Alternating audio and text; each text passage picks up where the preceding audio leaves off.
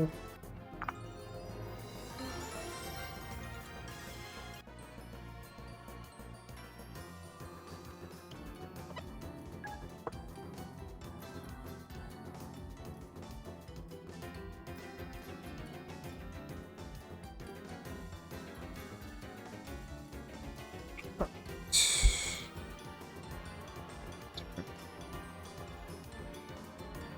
think so.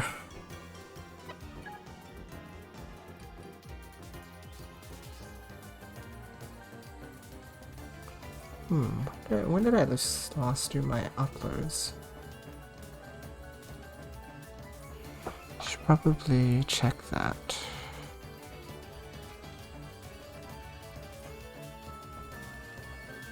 It's 7 days already. So when I did the first metal. Oh my gosh, yeah. Maybe after today's stream I should do my uploads then. That's a lot.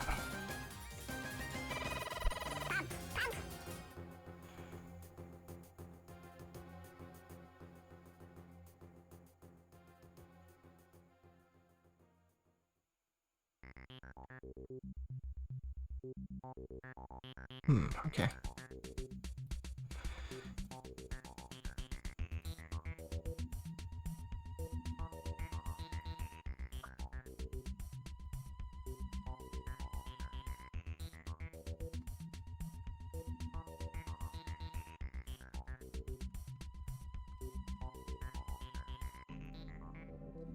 Alright.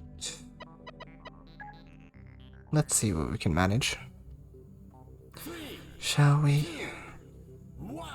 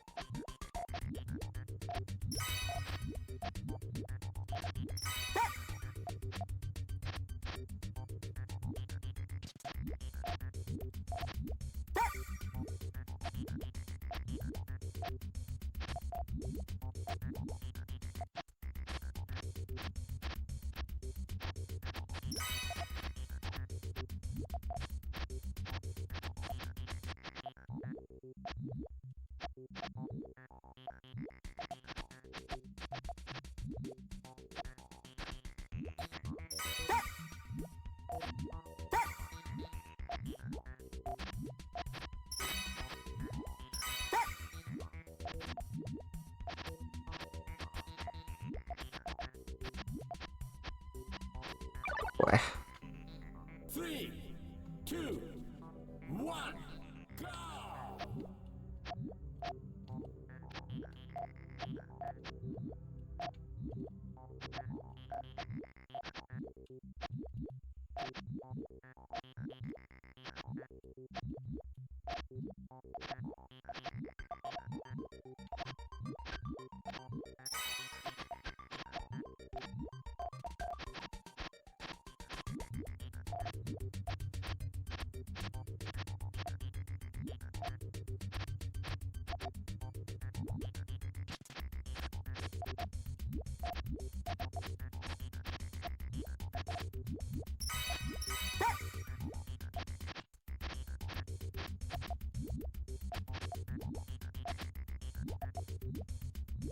Oh, cuts the reds. Oops.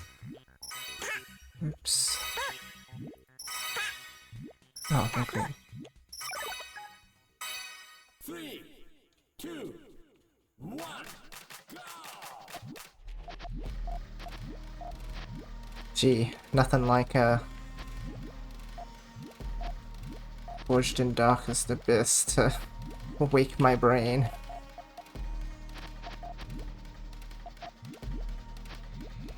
High intensity.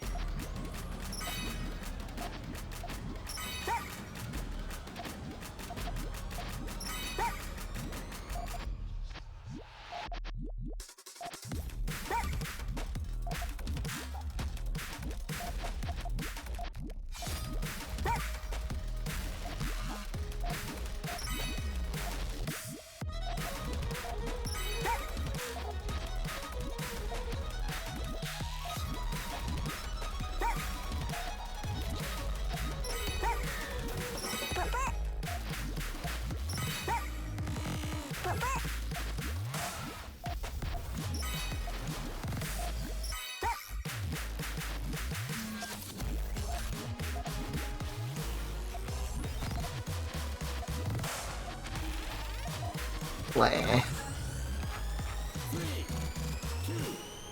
Morning, Clarence. How are you today?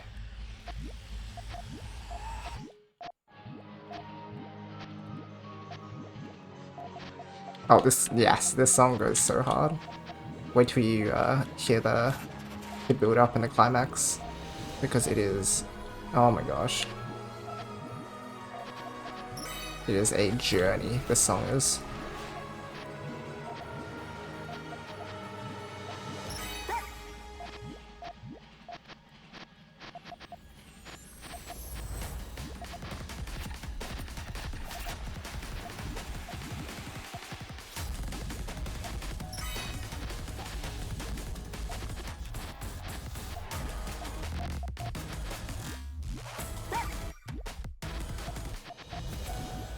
Scary.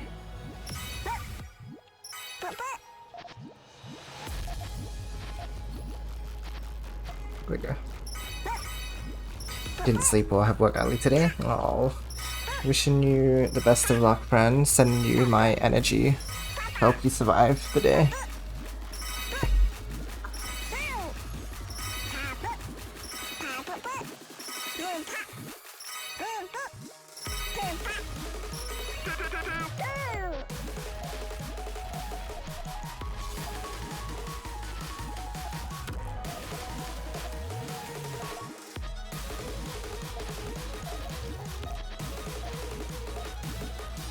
Incredible violin.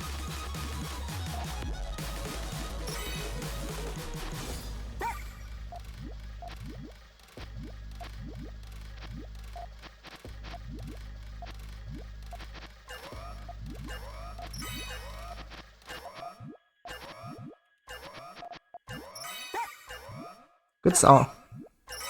Hello, Freshwater. Welcome on in. Realize the feeling when you realize that you've got a better game. Heck yeah. Heck yeah.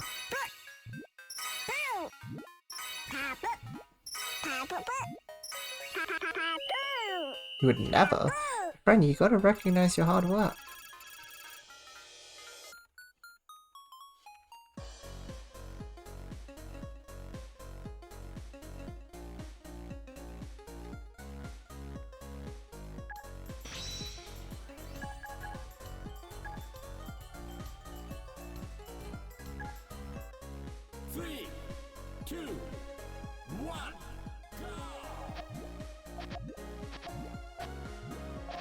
I like the tone shift in the music too. How funny.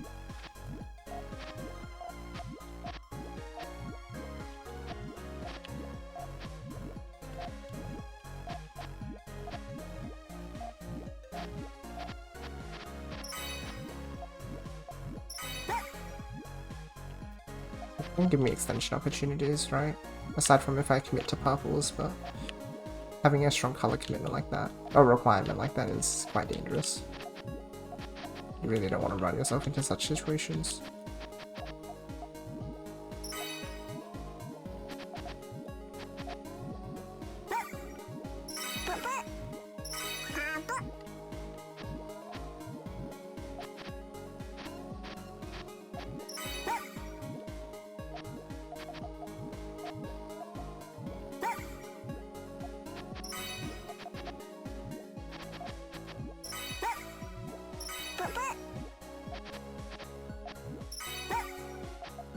Oh jeez. Recognize your hard work, just don't see improvement because I improve so slowly. Okay, you know what? You are in control of your journey, and I trust in you to do what's right. Yeah, if you recognize the work you're putting in, that says a lot. That's good. Streaming later today and analysis time? Heck yeah. That was in and talk to Dan about coaching. Oh, amazing. That sounds great. Yeah, watching games, especially your own gameplay back, is good.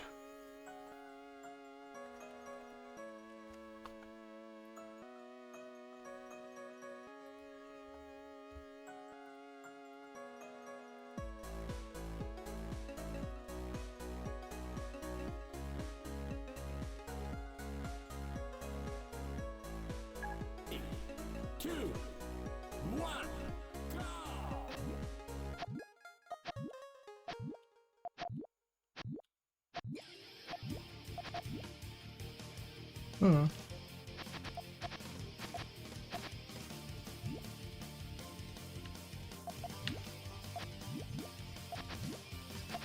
How to do?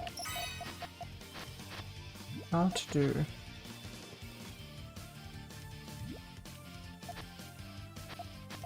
How to chain?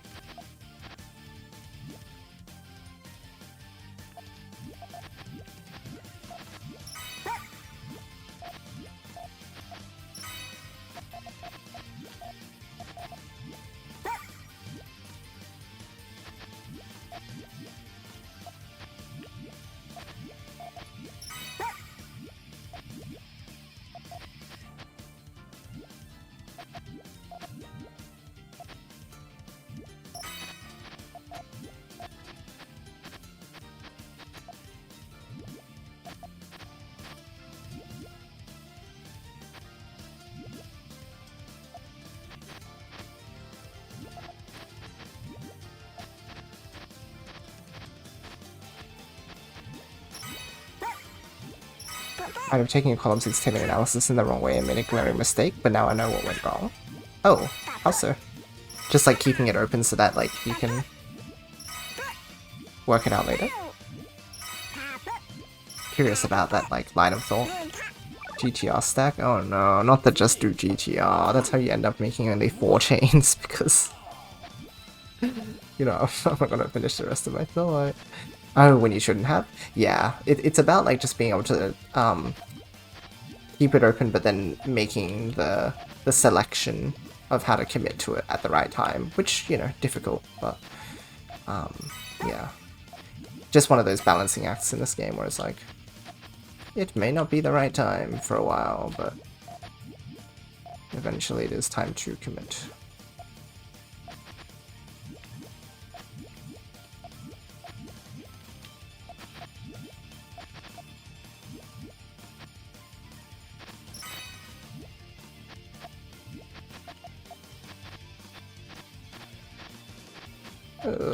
My chaining. Going for the flat stack to L shape tail. Place the double purple in column 4 vertically when I should have put it in column 6. Yeah, yep, I gotcha. Situation where it's good to just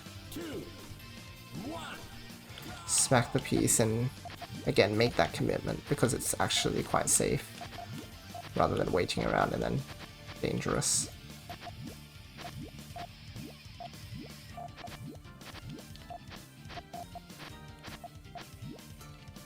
There's a way I can make this work, right? There we go, it's like that. It's always a shape that I've been fond of.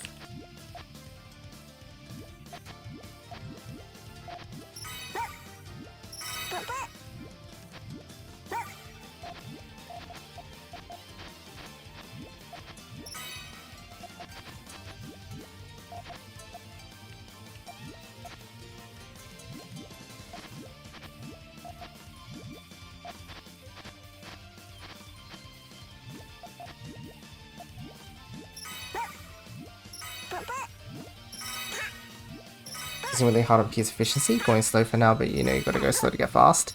See, exactly, yeah, and that's exactly what I've been trying to tell myself these past couple weeks as well.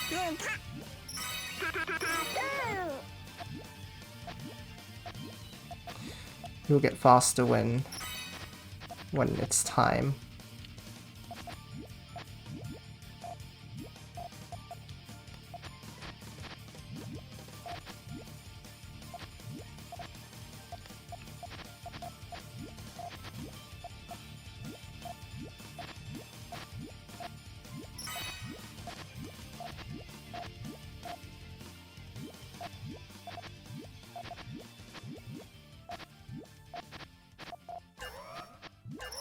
Sometimes you have to make your tails more funky because of RNG. Because you made it have the force set to make really clean out shaped tails. Bit of both. Bit of both.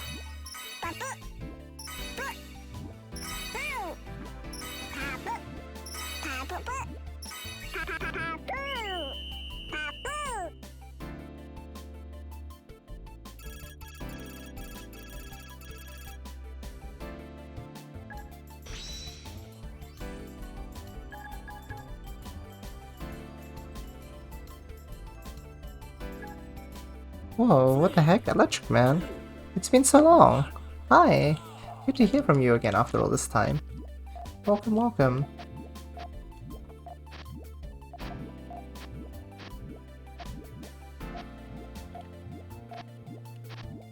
Glad to see you too. This is so awkward. But that's okay. Because we can thrive in that in these situations. Isn't that right, friends? When things get awkward, we just become more powerful. At least that's what I tell myself.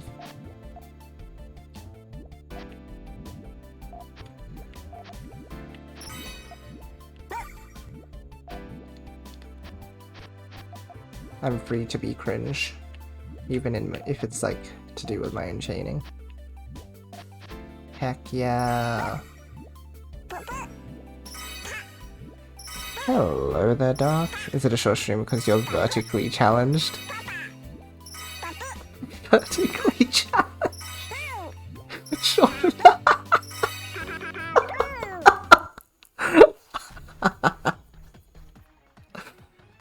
Okay, that was brilliant. That was so brilliant. Big claps for you, Bren. You slid in a PMD reference, some wordplay, and look, you just won. Sorry, you won. I don't know what award you just won, but just know that I think that was excellent. Very good.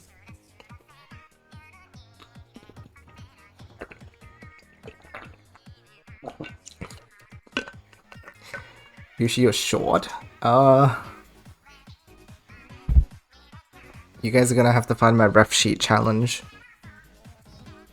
People are gonna find that I'm vertically challenged and horizontally challenged. Actually, the latter isn't true. Oh. Well, anyway. You have to work that out. Oh, hello, Rihanna. Oh, I can't build stairs? What? Who said I can't build stairs? Who says I can't build stairs? What a lie. That is a lie.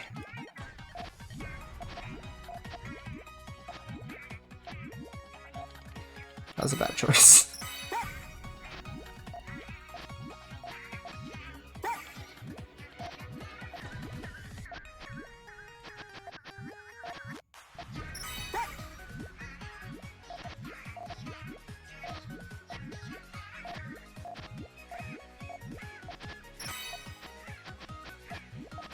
Who needs to find your... Okay, Rio, no, that's cheating. You can't find my rep sheet if you already have it. That's like saying, oh, I'm going to do the Easter egg hunt when you like hit all the Easter eggs yourself. Vertically challenged joke. It's okay, you almost hit there. Be there or be square and you should never turn up.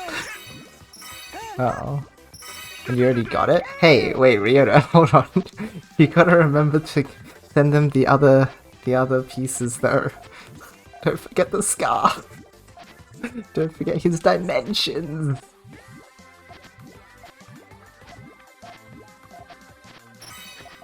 Very important character traits.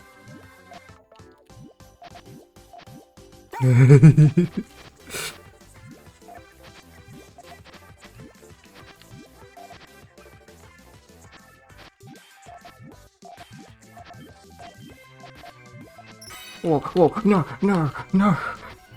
No, they can't keep me. How long would that have been?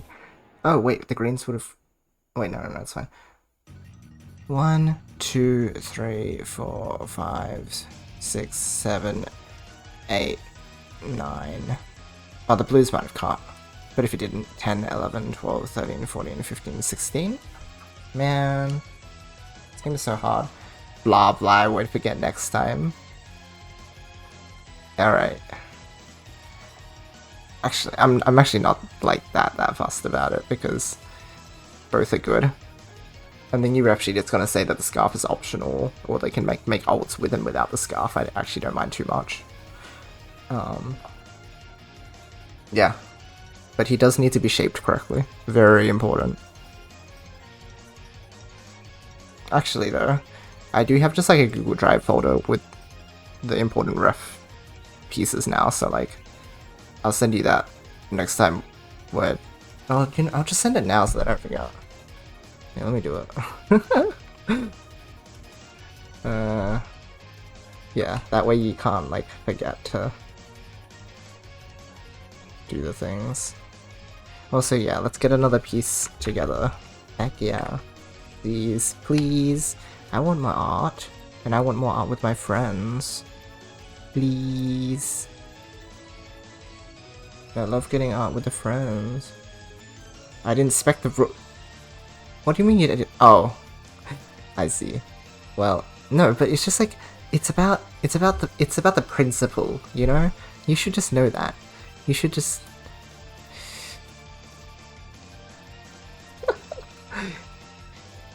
You should know. I expect it from you. If you can build GTI, you can probably build stairs at this point. I would hope so. Hey, if you have ideas, feel free to throw them around. And we can work something out. I'll jump on any idea. I'm like, you know what I'm droughted for right now? I'm droughted for like commissions. I need to get some rolling. Oh, you should have walked into the stream and seen the stairs, Bruno. Hello, Hiku and Bruno, by the way. Welcome on in. There you go. You better... Oh, wow. Back in business, jump scare.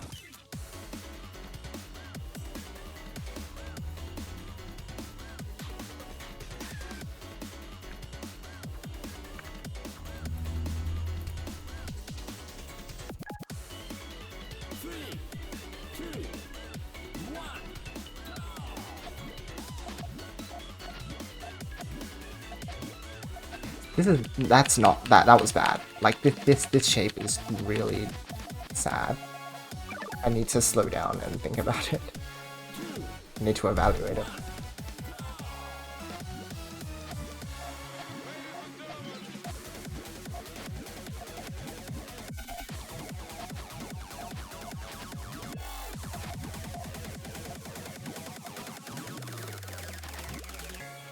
Oh, friends, I don't know how to chain.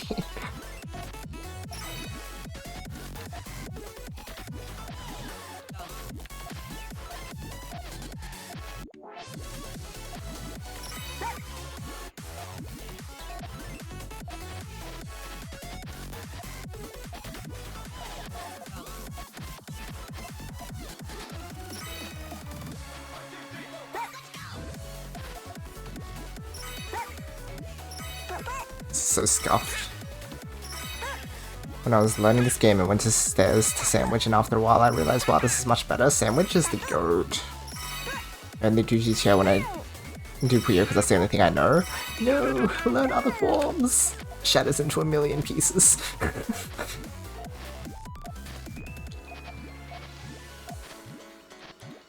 Please, it's for your own good.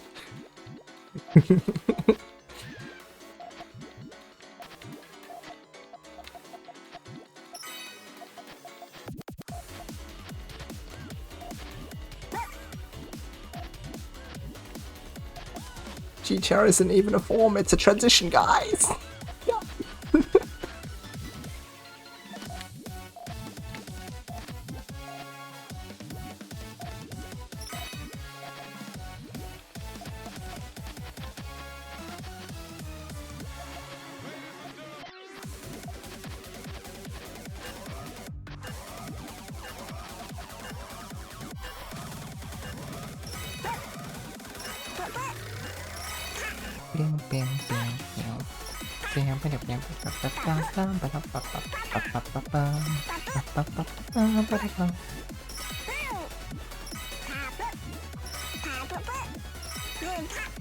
Whoa! Whoa! They shouldn't be so loud, my parents are sleeping.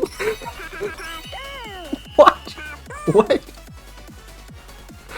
What? What just happened?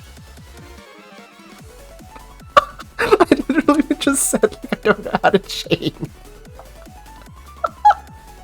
What?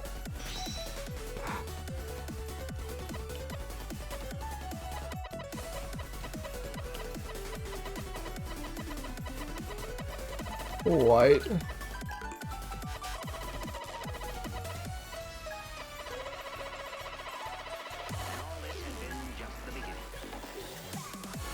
Hold on, I'm gonna check something. I have to check something. Do I even still have it downloaded, actually? No. I want to check my best in... Because I actually had a better best here, but I don't know if it's actually better anymore. Do we sit here and wait for it? Or do I? Do we? Do we want to have a little chat while we wait for this to re-download? I'm tempted to just... I want to check it.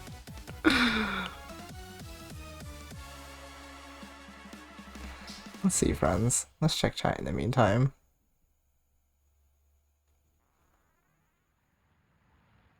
There is, or used to be at least, a surprising amount of people that know how to build GTR in the sense of copying the motions, but don't actually know how to chain. That's the problem! GTR is a 2-chain, guys! GTR... Why is this so... Oh, wait, is this song? That's why it's quiet. GTR is a 2-chain! Guys!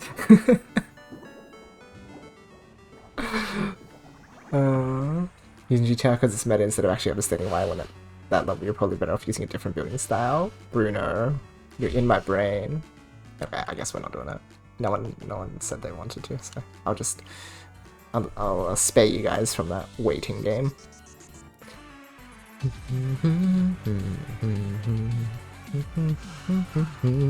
People had to do stairs and sandwich without GTR for a little bit before I practiced again. Oh gosh. What is stairs? No, ferret! Hashtag stairs hype though. Whereas I know optimal GTR requires tailing skills, which isn't, yeah, not very beginner friendly for sure. Technically a form, but not really. I'm just being whiny for the sake of it. Ferret! The nerd emoji. You're gonna see GTR end up with the infamous GTR into sandwich thingy that tends to explode when you look at it. Yeah, exactly. Exactly. Oh, guys. Thought GTR was a form. Oh, Hiku. It's contentious. You could say it's both. I won't... In my tutorial series, I'm thinking of calling those things foundations. So, GTR is a foundation. Because it's like, it is a transition shape, but anything is a transition shape, right? So like, GTR is a common foundation. And like, other transitions I'm going to call foundations as well, because they're like, they are your base shape, right? What you do on your first floor. But let me know if you think that that's not appropriate. I can pull up the document again at some point too. Actually, while you guys are here, I'm happy to pull up the document. I need to get back into my Puyo tutorial planning soon. I just haven't had the chance because during the day I usually do stuff like that. But, you know what? Okay, let's talk about it. Let's talk about it. Because I'm a bit tired today, so that's why I'm not playing ranked at the moment. Yeah, a bit funny. Give me a moment. Let's pull up the planning document. Oh, thanks, friends. On the, yeah, the 17 chain. Hi. GTR rand buff, exactly. That's 14, heck yeah, none of us really know. What's the score today? 20-5? Believe. Oh, hello, Afro. Good to see you, friend. Yeah, let's get up and stretch. Good idea. It's been quite the day. Oh, what I was saying is that I usually stream in the mornings for me, but recently I haven't had time. We're getting our house repainted, so I've been busy moving things around and such. And that's also why I'm like on so late, because I was doing a lot of the moving quite late today.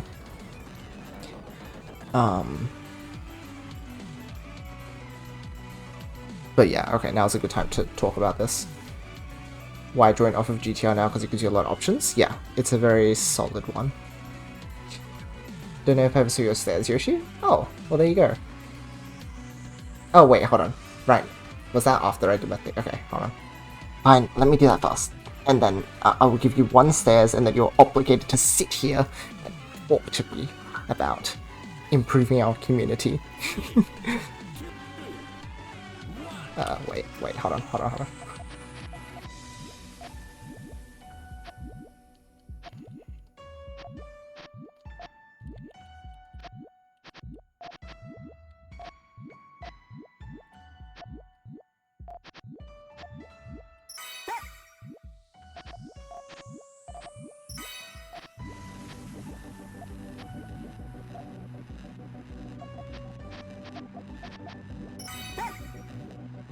This is really bad. I'm sorry. This is so janky. I'm taking so long.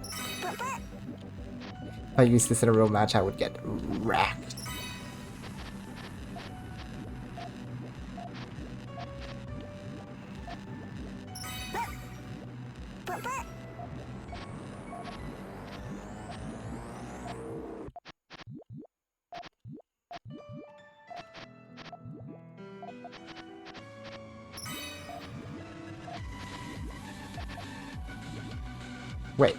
Wait.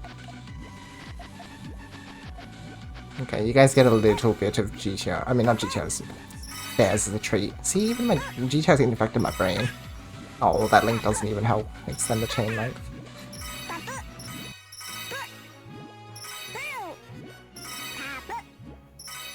Would have been a 17 again. But it doesn't count because it was like using what's it called? Kenny.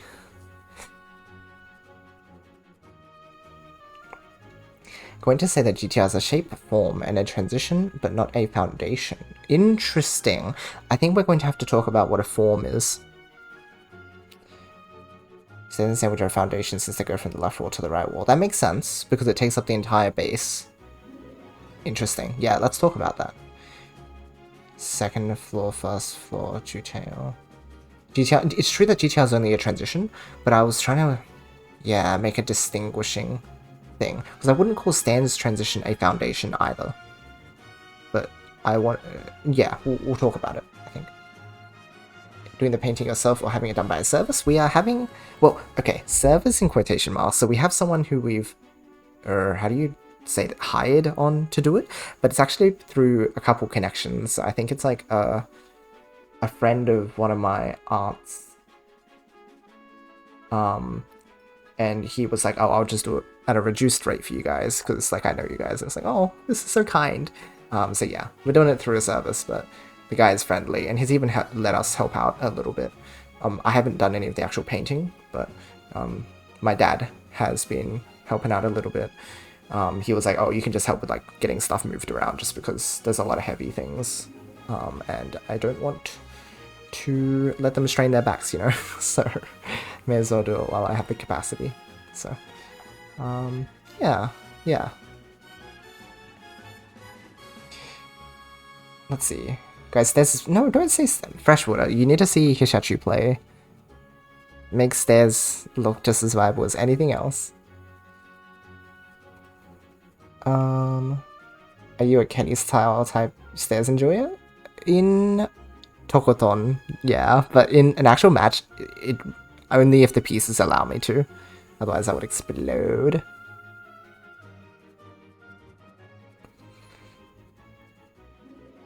Amazing for beginners learning to chain. Oh, Freshwater, you need to see Hishachu's gameplay. Is it easier to play though, so strong Yoshi? Whoa. The duality of chat based to be believable, etc. Look, okay, Bruno, I'm just saying, if I have to carry my own weight around, hey, you can fill in the gap there.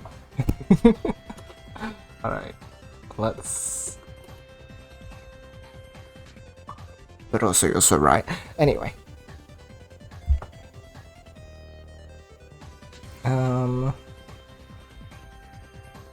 Let's go ahead. That's true. It requires integrating a mix of shapes. Display capture main. I think we're good to go. Alright, it's been a little while since I had a look at this document, so maybe I have different thoughts about it since like 2 years ago.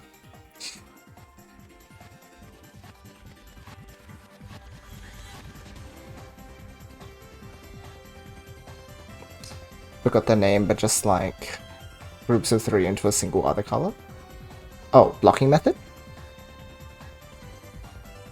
Yeah, even following stairs is difficult for players, which is why the stairs tutorial is structured. Like, it's really important that blocking method came before. Okay, let's talk about it. Let's go through it. Introduction to Puyo. This is just like how the game works, right? Whatever. Blocking method. You just have to teach the idea. I think this was like such a powerful. I don't remember who it was that helped me get to this point. But the idea that forming chains is just vertical and horizontal chaining. I think in the Japanese community they do refer to this as like stairs and sandwich chaining. Correct me if I'm wrong, Hiku. But I swear I heard it somewhere else and it was a bit like, oh, hold on. So, yeah, no thanks. But yeah, this is, I think, a very intuitive way to think about it regardless. So this is, they do call it like that. That's really interesting to me.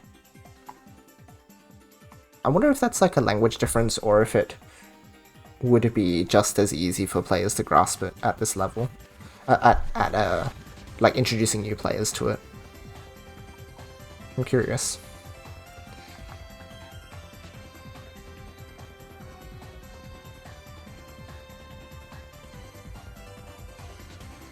Stairs is actually not very much different. Yeah, exactly. The groups of 3 is easy to visualize, but not necessarily easy to act upon.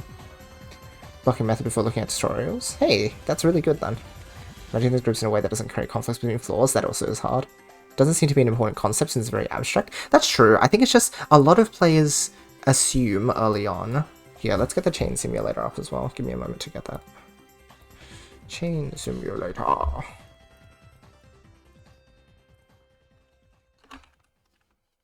on. I need to do it in my search bar because it's actually in my history.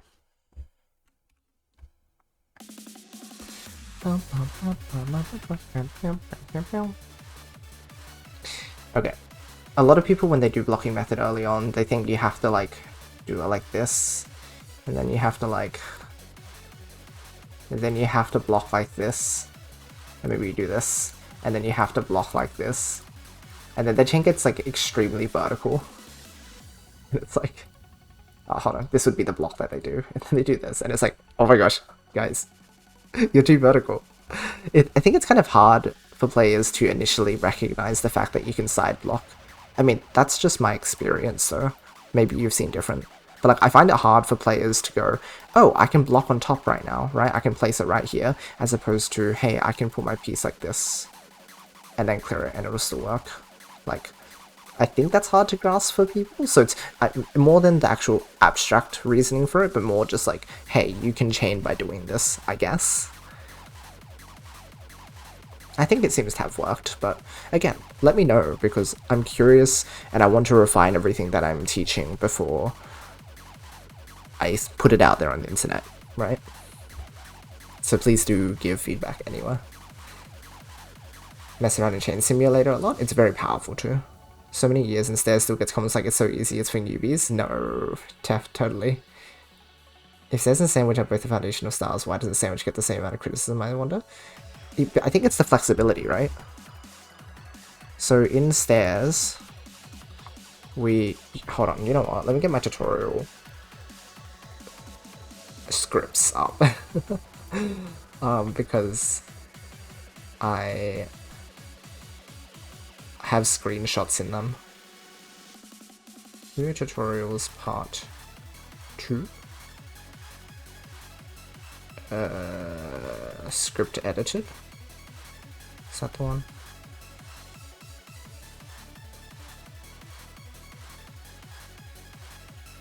I think so.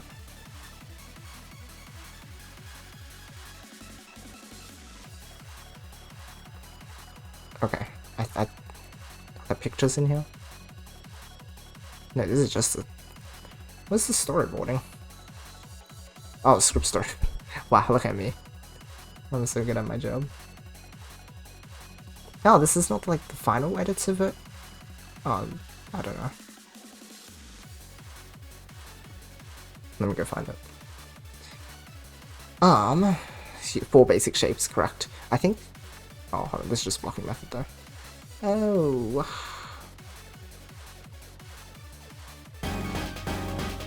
Squidgy, thank you for the raid. Much appreciated. Welcome, welcome. Oh, that's a bit of name doxing that's happening, isn't it? Give me a second. Give me a second. Welcome, everybody. I hope you're doing well. What were you guys up to today? How can I... Does it have to be here? Why does my account have to be here? Can I just, like, sign out of it? Or will it, like, lock me out of the service? Can I, like...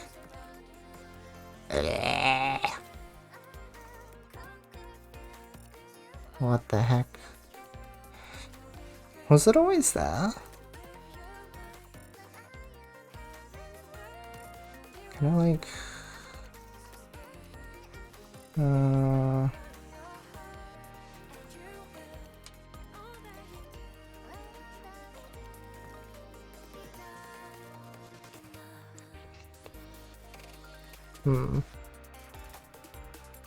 Sorry guys, this is taking a moment. I'm going to try signing out. Oh, no, I don't want to sign out. Actually, it removes everything. Maybe I can just, like, crop it.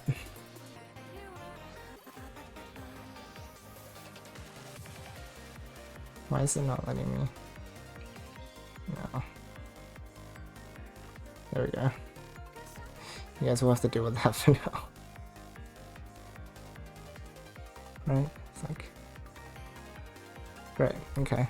Oh, whatever. Oh, sorry friends. Let's catch up with chat. 90% of the time, I feel the criticism towards stairs comes from those players that I mentioned above that only copy GTR and haven't really bothered with using stairs. Okay, interesting. Let's see. And we're reading GTR. To use stairs only... Stairs allows for multiple height differences. Yeah, okay. I was going to talk about the difference between those two. Exactly. Your second floor is screwed. If not screwed, complicated. Yeah, this is good. How's the Puyo going for you? Very well so far. I think there's been a lot of good that's happening and a lot of good that's coming up that I'm very excited for. Drama? What drama, Freshwater? Strong person is strong, shapes are not important at our level. That's true, but I think let's talk generally.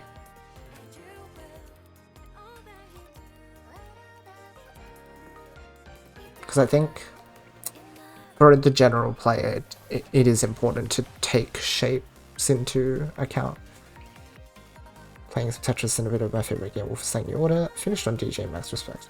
With friends, heck yeah. Sounds like fun.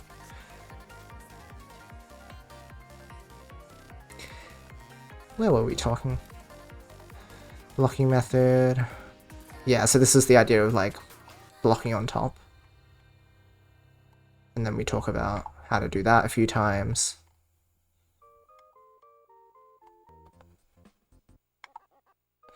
After work now? Enjoy your work, Electric Man. Thanks again for popping in. Good to hear from you. Most expensive game I ever owned on my Steam. Oof.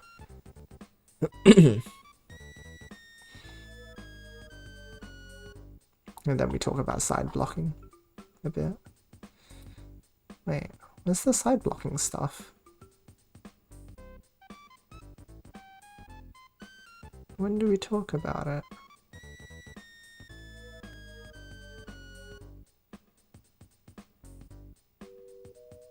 Well, I must have not had an image for it. So, oh well.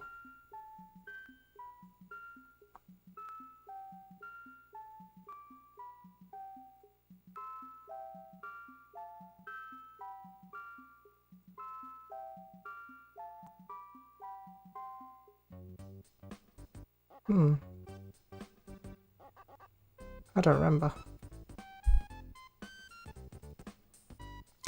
Anyway, I guess if I go to tutorial 3...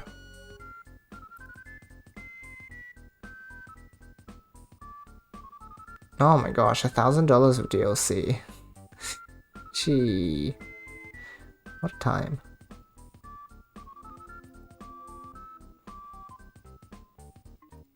So yeah, we do talk about how stairs allows you to have like the height differences, which were like, there's of course this, but then I think we talk about it more specifically later.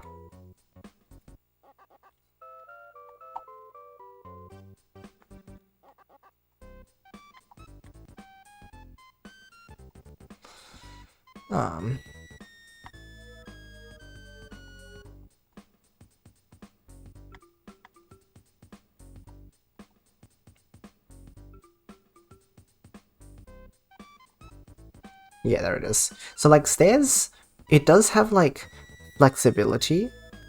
However, it's still the same shape, I guess, right? Like, you can use this to your advantage to put like waist Puyos, but unless you're like knowledgeable about tailing, it's really hard to make efficient use of that flexibility, right? I suppose that's the key idea, Bruno? What do you think about that? Because then if you go to sandwich, where's part 4?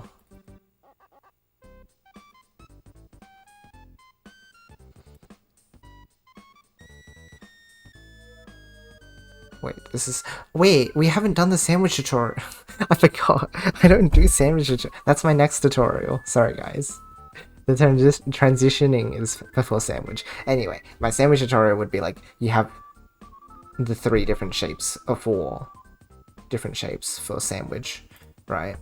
You have this, you have this, you have this, and you have this, right? And this flexibility allows you to have 100% efficiency, whereas stairs flexibility allows you to have like efficiency, but it's not 100% efficient unless you can find ways to use these spare Puyos.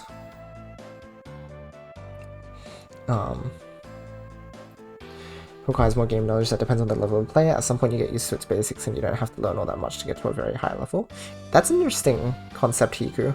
Well, I think that's why letting people build up their fundamentals before you give them GTR will allow them to really feel that growth. Because once you can make like a 10 chain with like stairs and sandwich, eventually once you get into tailing a little bit, and then you plug in GTR and all of a sudden you can actually still make 10s and beyond. Maybe a little more easily with GTR even, because you have that second floor flexibility, which lets you do more with your chain. But I guess you just need a good fundamental understanding before you are able to do that, like use that as a jumping point. Yeah, no worries, such guy. Like, I still appreciate the raid nonetheless. Thank you so much for popping by for the raid, and I'll catch you around.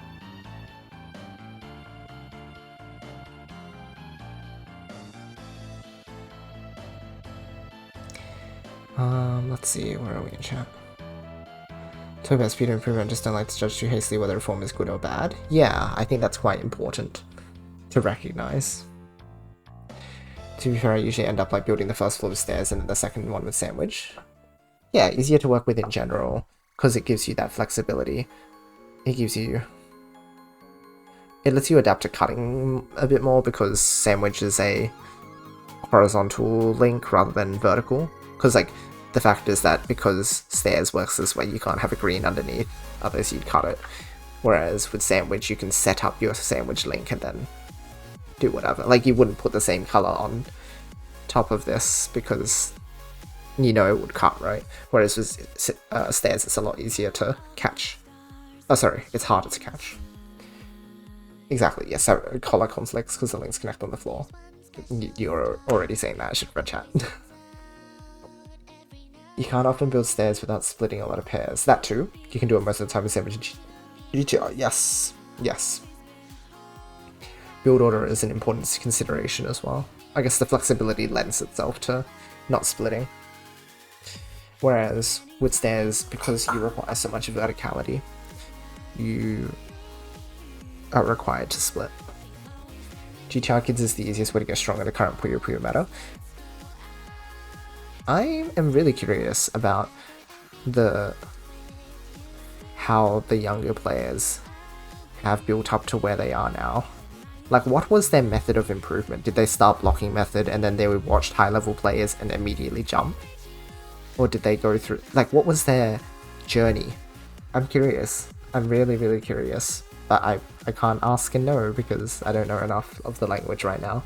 Eventually, I would like to find out, though.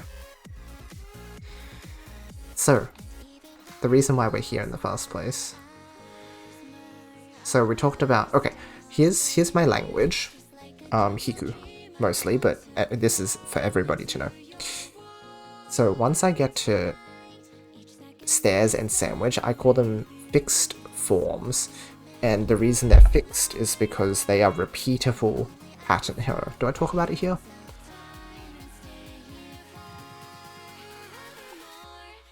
Maybe I don't.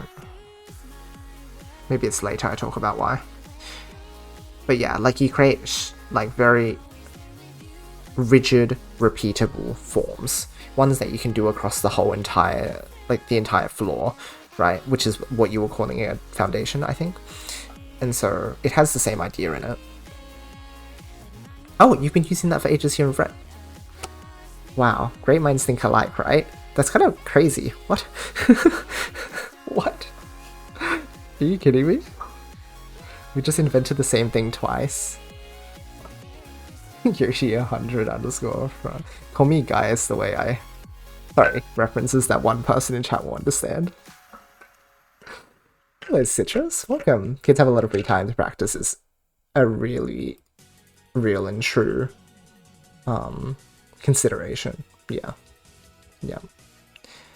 Massively important to think about. Comes from Puyo Nexus? What? What? Does it? I thought I came up with this. What? Maybe it does. Maybe that's why I came up with it though, because like it was in the back of my mind. What the heck?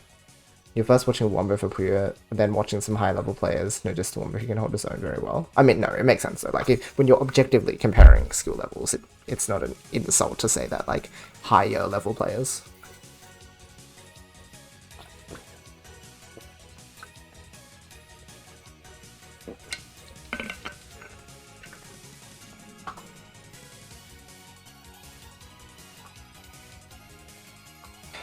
Hydrated.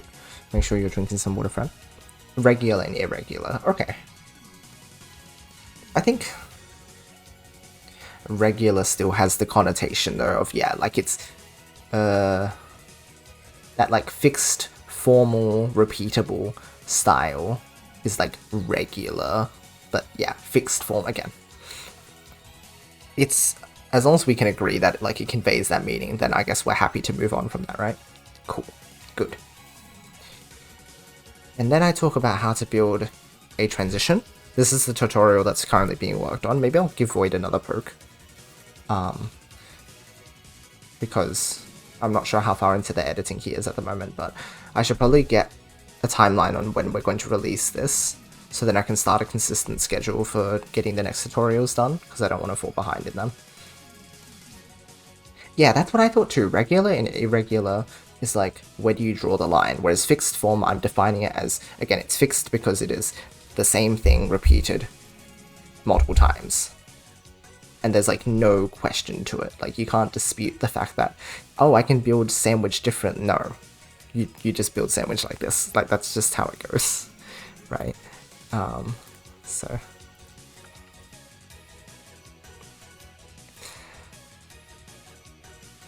Yeah, okay, I'm glad to hear that it comes through that way. So I talk about transition first because I think it's similar to how GTR is just two links, right? I had the notion that the transition for stairs is just a 2-chain. And not only is it just a 2-chain, but it is a 2-chain that the players can use their prior knowledge to understand quite easily. So, there are two explanations I came up with. Do I have tutorial 4 still? Yeah. Let's talk about this. Here's stairs with like a blocking method style logic, where you just extend with the next link, and then you place your key Puyo, and it's like, uh-oh, I'm stuck because I hit the wall, right? And then I introduce the concept of the second floor. And then I talk about, hey, okay, let's use this red, pull it up, and then if we want to access the yellows, we can make the yellow fall down. Right? And then I use 2 explanations to talk about it.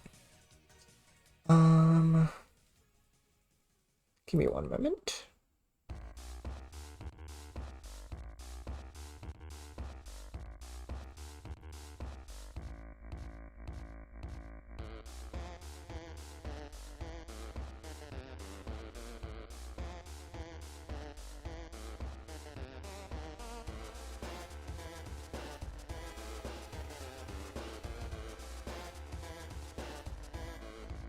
Oh, Void showed you that part? Sick.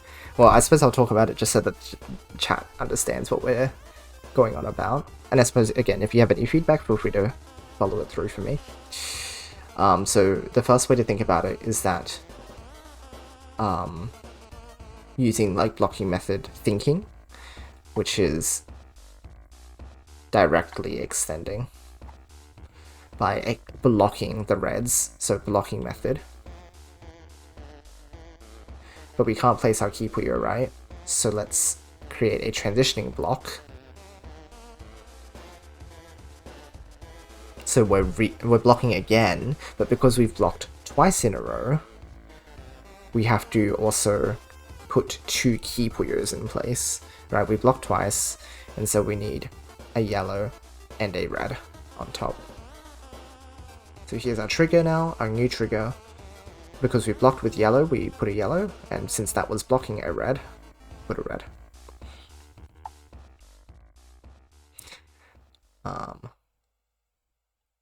Yeah. And also, if you were to just set off your chain with the yellow and the red, it's like blocking method, but for like a duo piece, or like a pair of Puyos, right? Oh, look, this piece will work. Okay, let's just block with it. And also, yeah, you can then block with like this L shape as well. You can't block with one Puyo.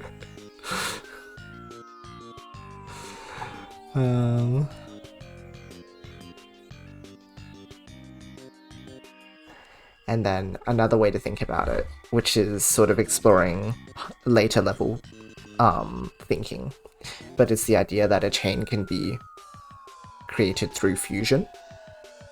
Right, the lonely blue, it's trying its best. And so we have a vertical linked chain, and then we have a horizontal linked chain, and we're attaching them together by saying that the column that the vertical link is happening in happens to be where the horizontal link has to occur. I'm saying it really weirdly here, but I'm hoping the tutorial conveys it a bit better. So it's a 2-chain using a vertical link, a 5-chain that triggers in column 1. So we end up with a vertical 2-chain attached to our 5-chain stairs. And here we get to think about only one key Puyo at a time, because the yellow is a key Puyo for the 2-chain and the red is a key Puyo for the 5-chain.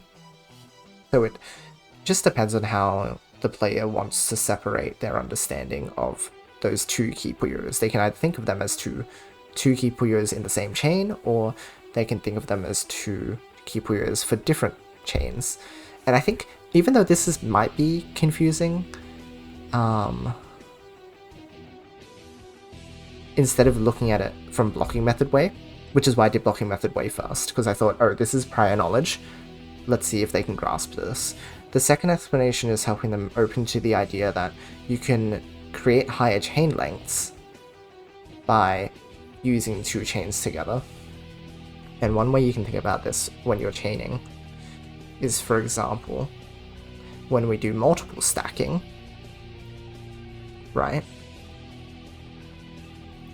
When we do multiple stacking, sorry, I'm messing this up. You can go, hey, here is my 3-chain, right? Oh, that's not my 3-chain. Here's my 3-chain. Okay. here's my GTR. Guess what? I can connect my 3 chain to my GTR. I am now fusing my 2 chains together. They were 2 separate chains. Now they become 1 chain. And instead of a 3 chain and a 3 chain, it becomes a 6 chain. So it's sort of like in a higher level player, I think JP players also use the word fusion or some kind of similar word when talking about, not with the multiple stack in GTR, usually I think fusion happens in the middle of the board, so if you had like stuff happening over here, so you build something on the tail side, right? You build like a 2 or a 3 chain, and then you connect it to your multiple stack and make it a 6 chain, that's fusion, right? You're fusing this chain here with this chain to make a bigger chain. I think that way of explaining might be confusing since I'm not sure I understand. Okay, yeah. What do you think about that, Hiku? So the idea is I'm attaching for stairs. The really basic explanation is here's a 2 chain, here's a 5 chain. I'm now going to connect them. Here's my 2 chain into my 5 chain. That's like the core concept. The hardest part about Puyo Guide is that people who are serious about competitive Puyo will reach a level where they don't need the beginner guide in about a month. I'm hoping that this accelerates that process. Yeah, long 5 of themselves, which is very difficult to cope with. Like a double link, exactly. I think that sounds a bit confusing. Okay, Hiku, yeah, go for it. Let me know what you think.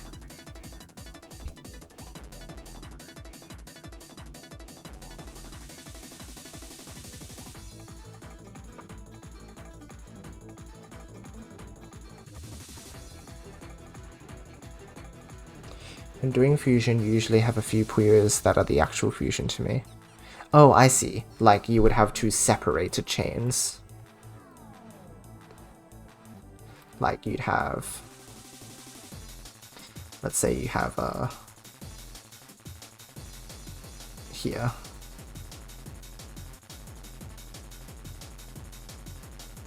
And then you have, like you need to create a link to fuse the 2 chains together, I guess, right?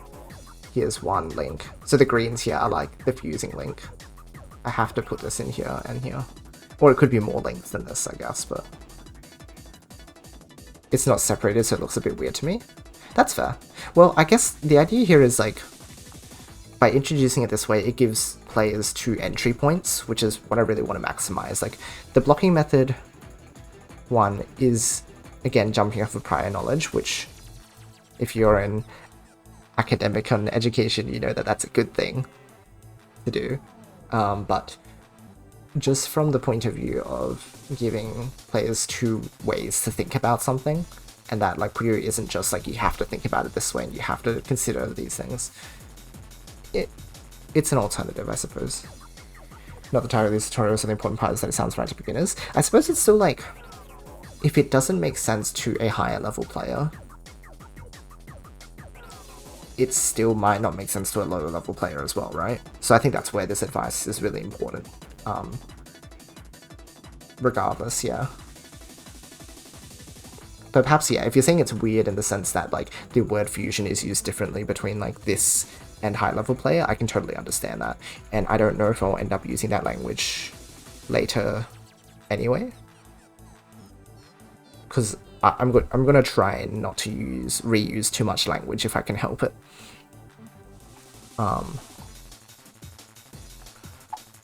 Because I say fusion here, but when I eventually talk about fusion in higher level play, I might just talk about the idea of conversion opportunities, right? Because you're converting from a 2 chain into something that connects to main chain. Maybe I can talk about connections or something. I'm not sure. I haven't thought that through too much yet. I should be careful about it. So thank you for raising that point, because yeah, I could confuse players if they're like, hey, hold on, that's like in tutorial 4 you use the word fusion, but it's kind of the same concept. We'll see. I suppose we'll see how it pans out. Multiple points of view on Puyo concept is the right thing, I think. Yeah. And I think, again, the thing is, stance transition is a very, very simple shape. ultimately it is just a 2-chain, right? GTR is just a 2-chain. Stairs transition, just a 2-chain. I'm hoping that by making this tutorial come straight after stairs, they already know how to do the stairs, right? So all they're learning is a 2-chain. And if I can use that point in time where they're learning a basic concept, like a very simple shape, and load up a lot of theory behind such a basic shape, it's probably a good time to do that, right? Because otherwise, if you do it at the same time as introducing too much new stuff, like here's a new shape and some new theory, then it becomes overwhelming. Cognitive overload. So it feels like an appropriate time to insert this sort of thinking style.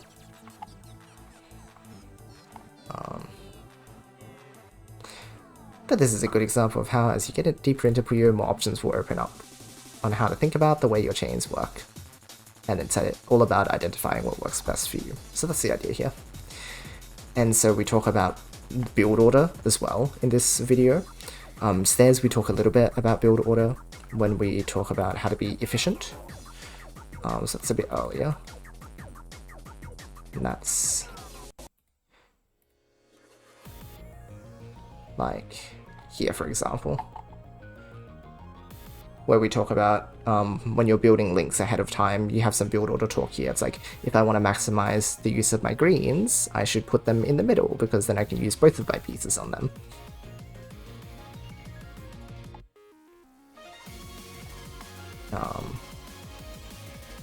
And if I want to make the best of the yellow purple, then we should reserve it for here. Oh, purple, green, purple, yellow, right? Purple, green, yellow, purple. So we talk a bit about build order here.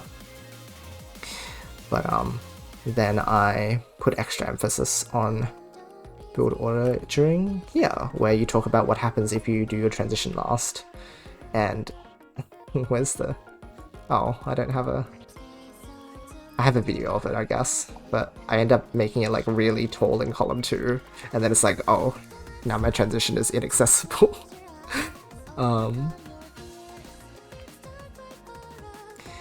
So then we talk about how to build the transition fast instead. Knowledge of next piece is extremely important. Yeah, for sure. I think it's important that players have it like shown to them early on, so that's why I was like, you know what, it's tutorial 3 time. You just straight into it. Next window is there, please use it. And then yeah, like from this piece queue, you can immediately build your transition. Crazy. Yeah, you build them up, Hiku, exactly. Second next compared to first next.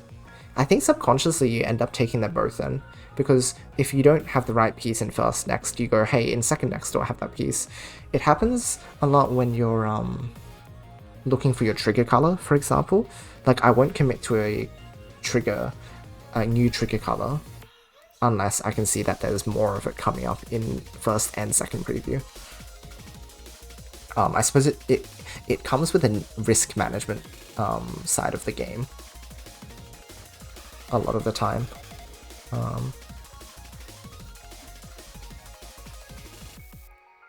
Yeah. And then I think it does just come through in like build order things as well. Just because you're like, oh, like that piece will work well here, let's put my first next few piece somewhere else. My brain gets overwhelmed sometimes, but I try my best to look at second next. Still hard though, it's quite difficult. Piece n+2, think about where I place piece n+1 or piece n is falling down. Yes, I think we actually do that.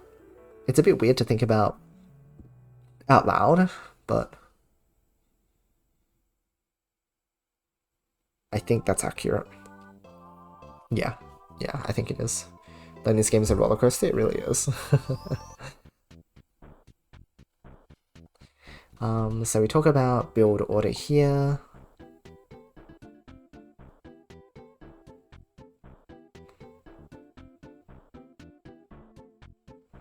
And then we're like, hey, how far into the shape are we? What else do we need? And there's a lot of like thinking ahead that you have to do, because when you've built your transition, you need a lot of commitments being made. And so the idea of building ahead from tutorial 3 really comes through during this. So I'm hoping players will be able to like adapt what they learned from tutorial 3 into tutorial 4. Because we've talked about using XQ a few times at this point.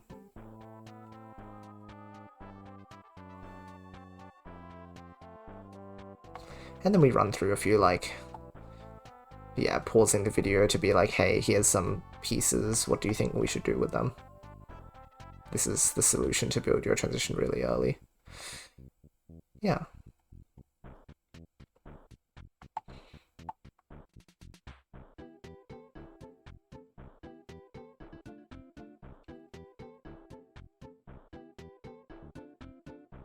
We talk about like the stairs flexibility thing again, where you can have like some buffer pieces, I guess. So yeah, and then you can transition like that. And boom. It's less efficient, but if you're struggling, it's an easier option. That's worth considering. And then we talk about the meaty stuff, color conflicts. Oh yeah. Good stuff. Oh, thank you, Hiku. Thank you. I really appreciate hearing that. It's really affirming to hear. And honestly, the feedback I've gotten on the videos, I think this is like one of the things where I was like, oh, I don't like to boast. But legitimately, like there has been like, I think only positive reception to the videos so far. So like it looks like that we're cooking this right. And I say we. I know I use we a lot in the streams because that's just my vibe. But it was like a community effort to put these tutorials together. Like I sat here in the past, and I'm not sure if you were around for them, Hiku, at the time, but when I was writing the scripts for these videos, I did them on stream and I got people's advice as we went, and then I was sending drafts to a few people. So really, it's been a community effort putting this together. So it hasn't just been me, but I'm really glad that the work we're doing is paying off at the moment. It seems as though people are really receptive to it, and I've gotten so many comments like, when is the next tutorial coming out? And I'm like, sorry, I'm away right now. But we're finally back and we can finally get back on track with it, and I'm hoping to get a huge chunk of it done this year. At least get like, I want all of the chaining fundamentals done, and we'll go back to the planning document soon, but I really want people to be able to build solid like 10 plus chains consistently, and then and get into like the mid game, because I want to have conversations about mid game, not just for the players we're teaching, but like even for myself. I want to have deep conversations about mid game, which is not happening enough in our community yet, I think. So yeah, I want to get there for the sake of the community, but also like for myself, because I need this. We need these conversations happening, but we just need a platform and a reason and a purpose. Reason and purpose are the same thing, but anyway, we just need appropriate motivation for it, and I think this will help be a motivator. When you are forced to teach people how to play mid-game, you have to know it yourself and be able to vocalize it, right? Aw, thank you, Hiku. You're either garbage at this game or you send garbage. Truest words.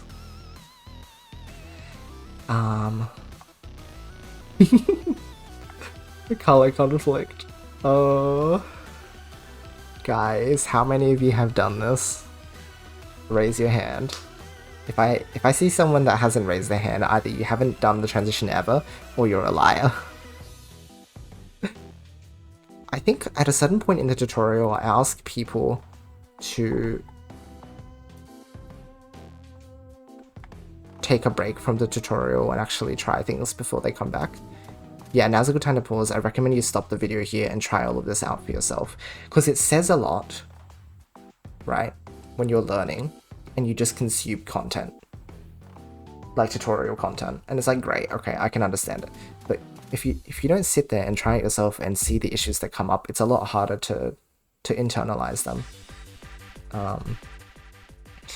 And so the critical thing here is I teach this, not shortcut, but sort of like, yeah, a way around getting through things later, because I'm like, hey, sometimes you're gonna have trouble getting this to work still, so let's problem solve. And maybe they came up with this, and this will be an affirmation, like, yeah, that's valid to do, like, well done. and then I'm affirming the color conflict thing, because at some point they are probably going to make a color conflict, right? And so I talk about it after they've done that practice, and I'm like, hey, this is like a thing that happens. Like, this is normal, actually. It gives them a chance to maybe explore it for themselves beforehand, but ideally, they've seen it for themselves, and then I can explain it to them after they've seen it. Because if you talk about this straight away, it's just like too many rules, right? That's the problem.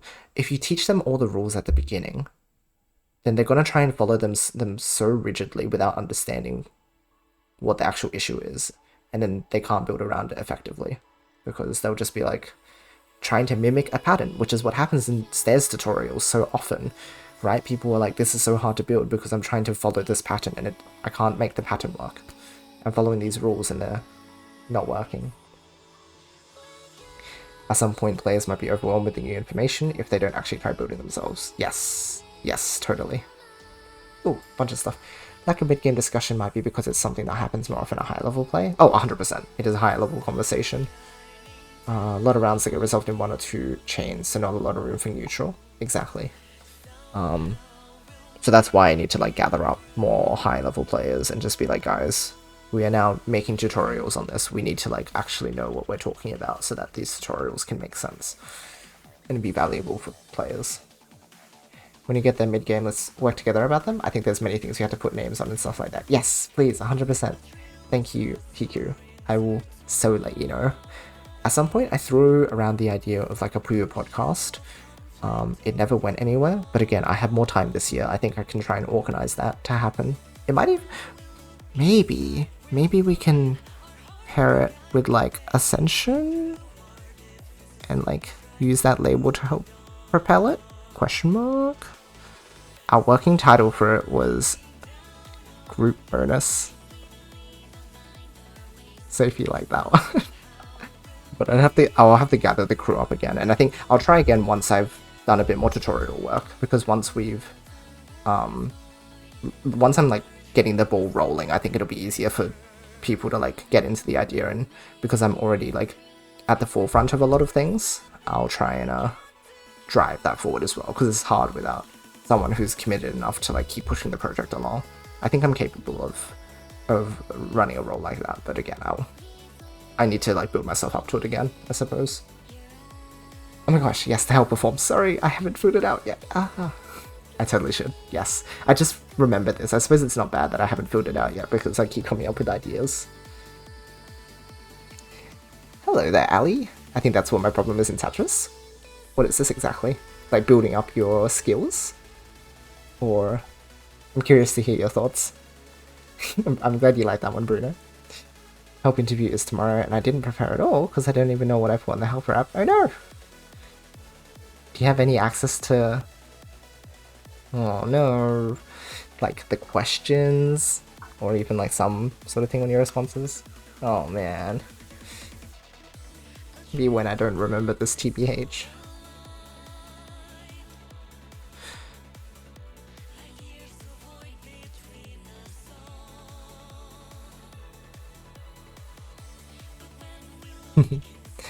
Booting up skills because of T-spins and learning different setups. Tetris has a similar learning curve in that regard too, I think.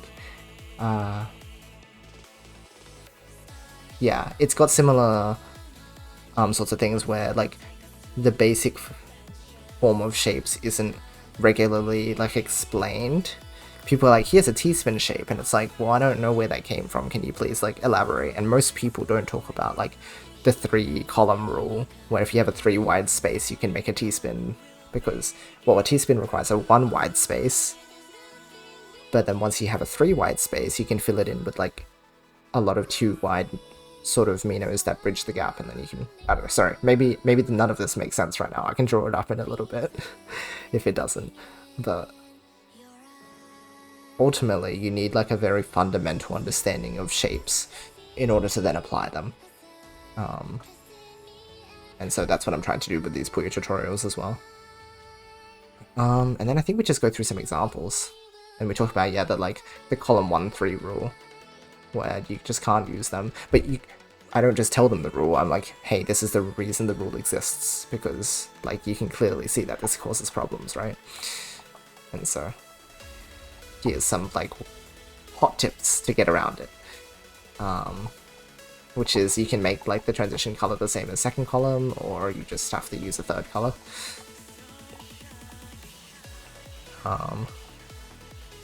And that's it for now.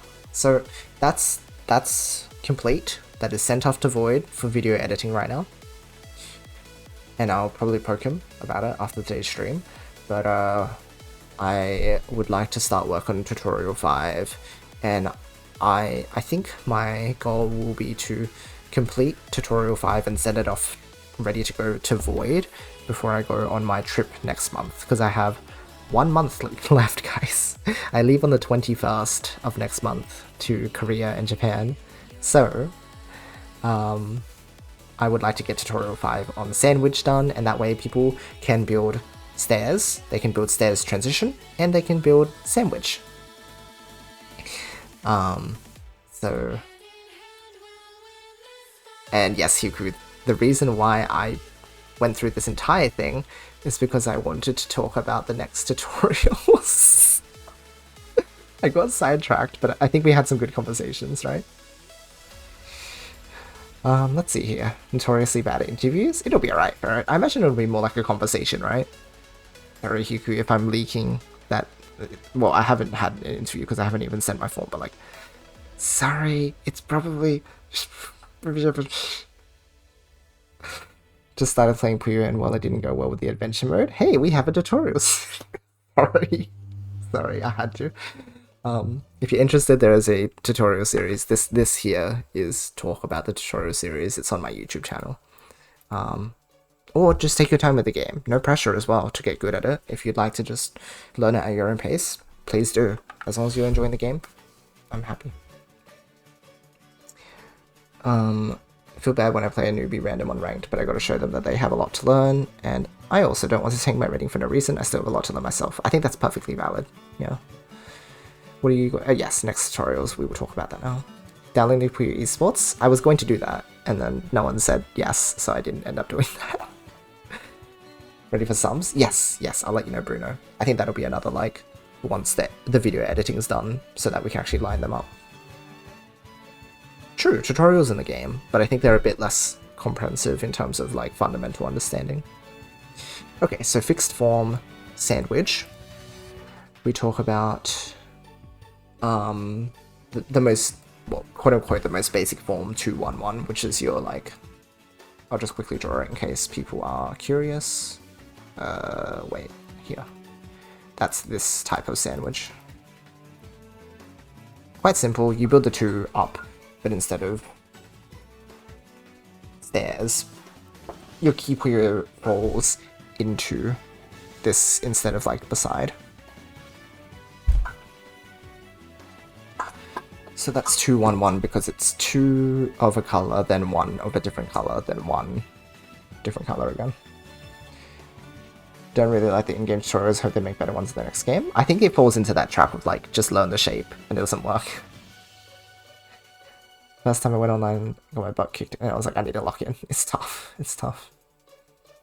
In-game tutorials are like, here's the shadow of a stairs chain, here's the perfect pieces. Yeah, exactly. Exactly. Congrats, you now know stairs. It gives them the shape, but no understanding of how it actually works, why it works, what flexibility is allowed with it, things like that.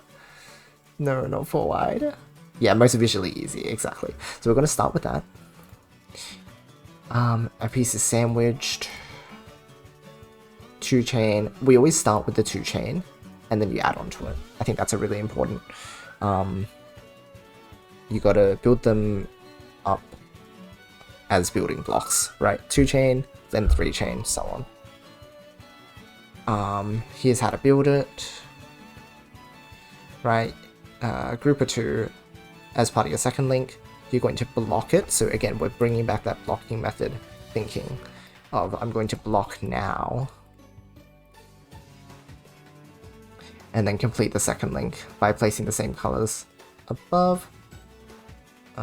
Wait. Yeah, key Puyo. Then complete the trigger by forming another group of 2. Actually, I think I do this on the wall. well, I haven't written the tutorial yet, but this would be like, here I need a key Puyo, but because there's only 3 greens, I need 1 more key Puyo. Then when I finish this link, I'm going to block it, put my key Puyo. Oh, there's 3 of them. Okay, I only need 1 key Puyo. So that's how you would like teach it.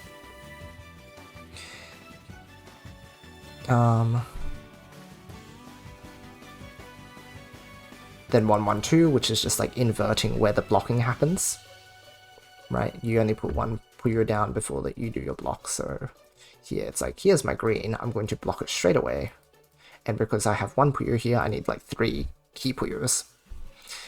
And then I do this again, I'm going to block blue red, I need 1 key Puyo. Oh sorry, when you block, technically this is your block, so you only need 2 key Puyos. But anyway, being technical. 1, 1, 2. And then you can use them as pure forms. Again, this is in quotations because I'm not saying that pure form is a term, but I'm just clarifying that you can use them for the entire base. But then I introduce how to like convert between the sandwiches, which is what this like 103 and 301 is. So you move the blocking Puyo into the other middle row, which is a bit weird in words, but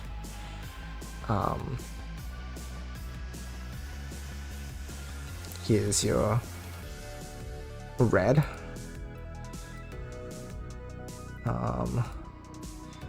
And how exactly did I talk about it? The blocking Puyo.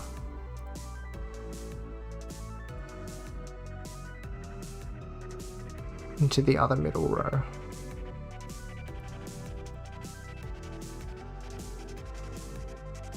This one? I'm moving it into the other middle row, so instead of here, it's here. I think that's the idea. Again, since these are dot points, they're a bit weird, but I think I'll flesh it out a bit more. I think that's kind of visually easy to recognize, though, right? And again, when we're here, we're just introducing the concept of it, so then building it is another story. I think this gets the point across. We're moving this to this. Or we're moving this to this.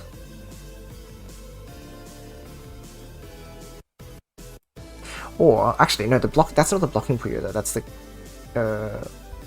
was I talking about the blocking Puyo? The blocking Puyo is the blue, right? Because it blocks the reds. And I'm moving the blocking Puyo up so that I can put another red here and I can put a red there. I think that makes more sense. Here's my blocking Puyo, my green, right? But instead of putting my blocking Puyo here, I'm going to put my blocking Puyo here, and then I have to finish the blues instead. Okay, that's what I was trying to get at, I think. Hello, Dragon's Age. We are going places. Oh. We'll go soon, TM. Yeah, it causes an L shape to appear, which is a bit weird, because you're used to, like, sort of, this is a very rigid looking shape. But then now it's like, oh, there are L shapes all of a sudden. And it's like, that's weird. Like, that looks weird, right? Because there are groups of 3 just glaring at you. But, again, because we've walked through the whole blocking process of why it shows up, here to here, it's like, it's fine. So then we can switch between 2, 1, 1 and 1, 1, 2. And so the color conflicts that come up are that only have the same color on either side of a given link if it can be easily completed without 103.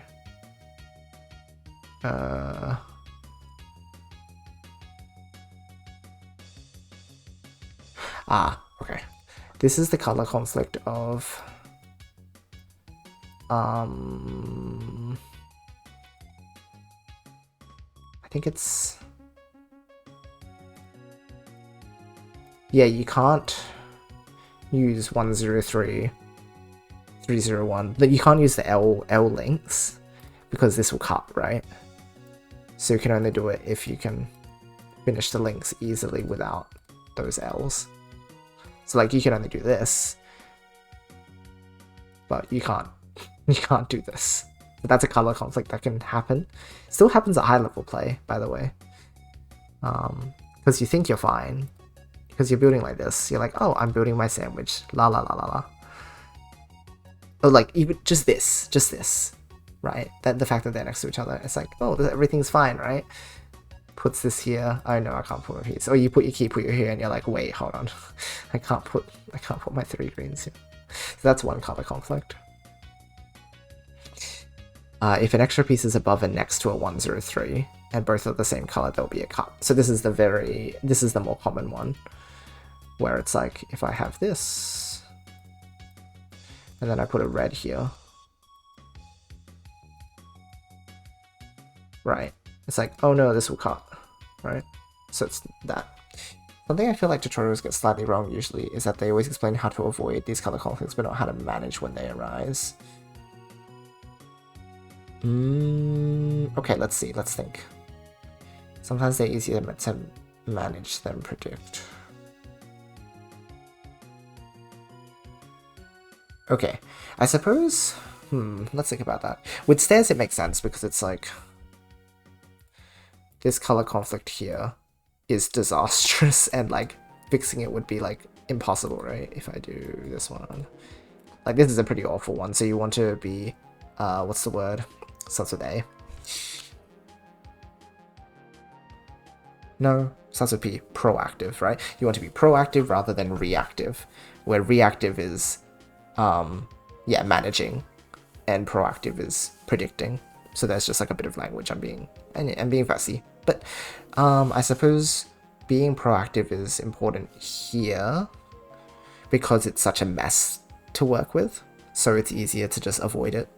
After learning about why it happens, I suppose, right? Then this case gets thing. However, you're right that with sandwich, it opens up opportunities to actually have discussions because this is more manageable, right? So if we have this issue, what was the issue? This issue, right? It's like, oh no, I can't put 3 greens here. Maybe... Hold on, let me check chat. Even then it can be fixed? Yes, it can be fixed, correct. I just think it's probably a bit early for them to learn how to fix it when they just learned about color conflicts, right? And they just learned how to transition and things like that. But yeah, you should be able to send links. If you can't, then I will, like, tell AutoMod to shut up. You have to build more unconventionally for that. Like having GTR with 2 inside pieces instead of 3. Oh, you mean like in the actual L of the GTR? Let's have a look at this. Take me far, far away.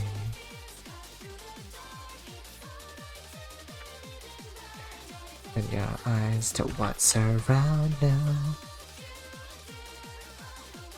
Very nice. Yeah, 100%. That's a good one. And this also uses the stairs like leniency. But this is also assuming that they do transition fast. Which, like, we do teach, but I suppose it's like, it's very easy to fall into the trap if I want to finish my chain. But if you can recognize it early, then this is a very smart decision. Yeah.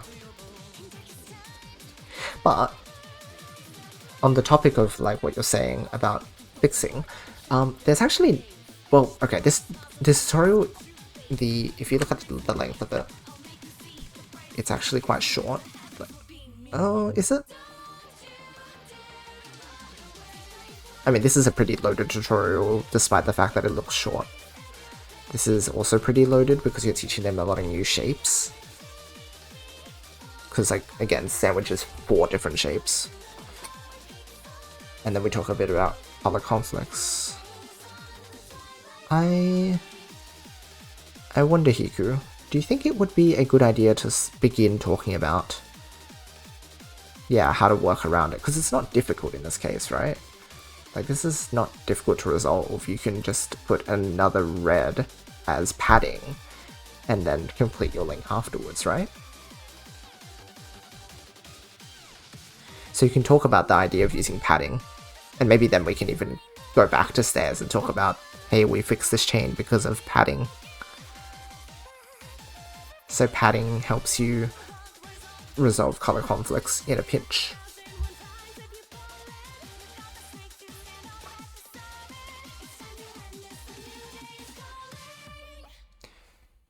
Potentially, it could be a good time to begin that discussion.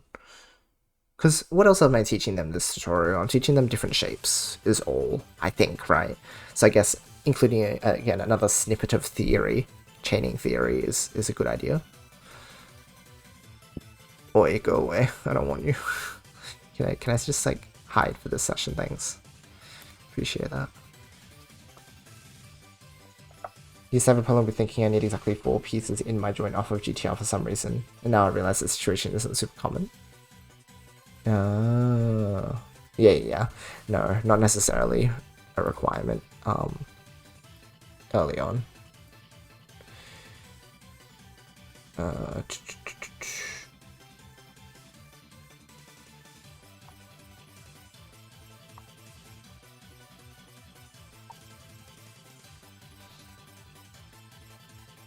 Explaining every fix might be a lot of explanation, which might overwhelm. I mean, I think this is just one fix that we're talking about in Sandwich, right? Because there's only 2 color conflicts that should come up. I think. Correct me if I'm wrong. This is one color conflict. I think it's the only color conflict that, like, naturally happens when you're building the chain. The other one is, like, if you have extra pieces, then this cut might happen. But that's, like, again, so there's, like, here's a cut without extra pieces, here's a cut with extra... Why did I get rid of it? Here's a cut with extra pieces.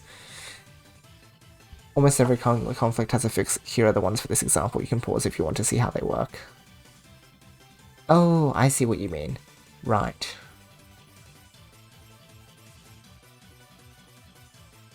I suppose if there were a lot of situations though, but is there a lot? I mean, I suppose there's other ways to get around it too, like, if you, okay, this is a really bad way to get around it, but, thinking emoji.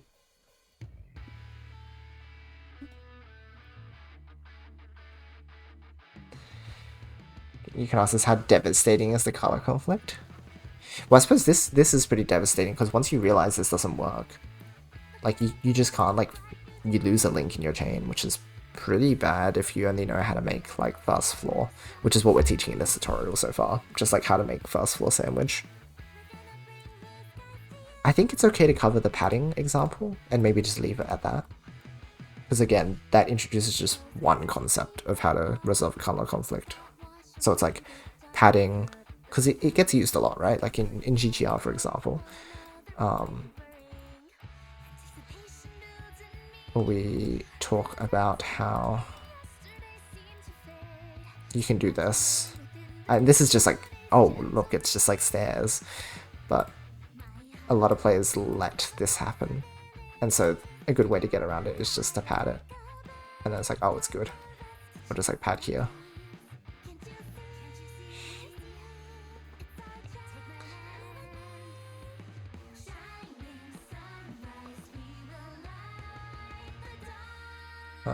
Let's see, going for the group bonus is like a podcast name. Color Conflict sounds like a good name for a Tony. I like that. I really, really like that. It has Ren's Arrivals energy. It could be another like good showcase name. Group bonus becomes Color Conflict.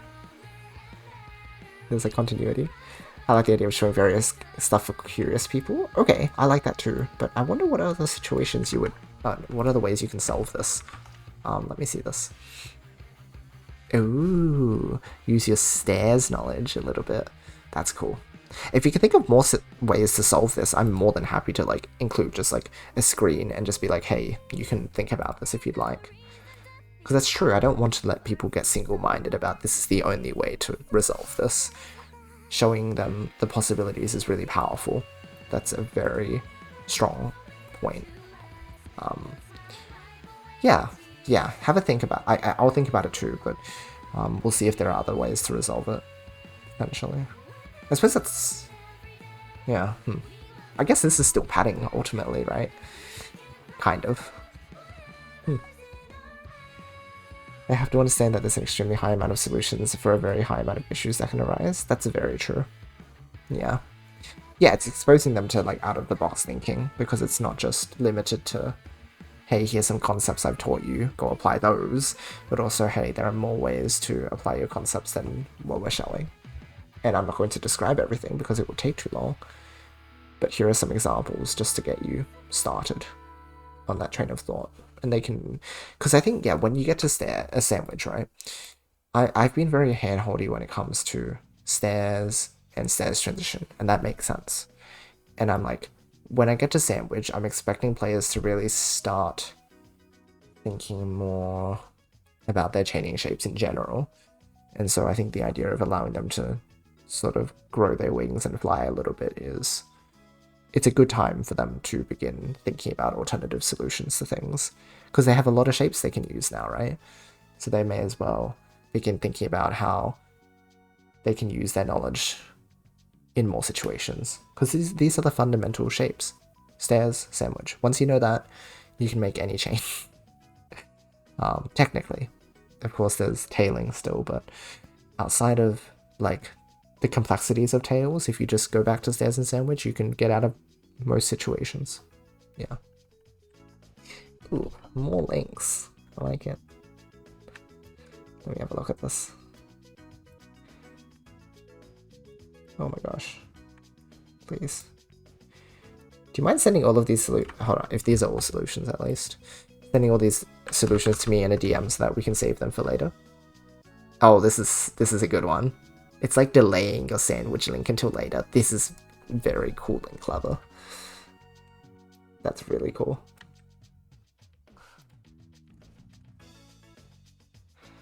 Oh, and this is straight up like big tailing brain. But you're right, exposure is the key. Even if they don't understand it yet, at least they've seen that chains can work in that way, right? Yeah.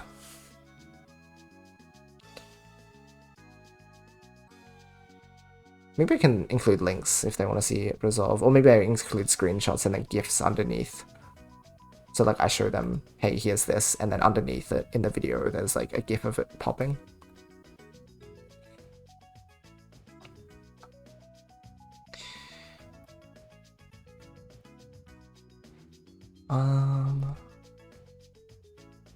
Yeah, this is excellent though, Yiku. Good thinking. Actually, is it just 3 so far? 1, 2, 3, 4. In fact, I haven't closed any of the tabs, right? Okay. Well, I have them on record, but I'll chuck them in someone's DM, probably yours, Hiku. And then we'll have it for later on, when I get to the tutorial. What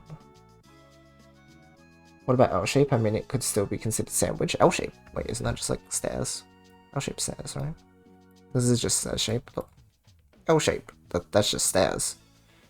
Well, I mean, this is like a sandwich shape, I guess, but when you continue L-shape, it's just stairs, right? Reds into reds is stairs.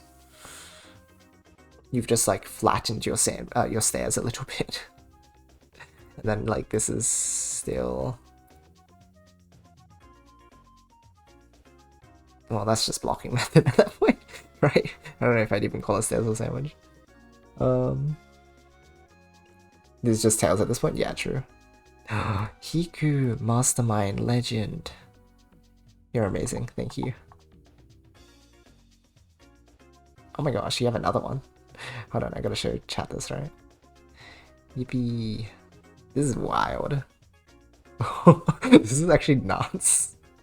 In case you can't read this, which is reasonable, I'll give you like 5 seconds to read it.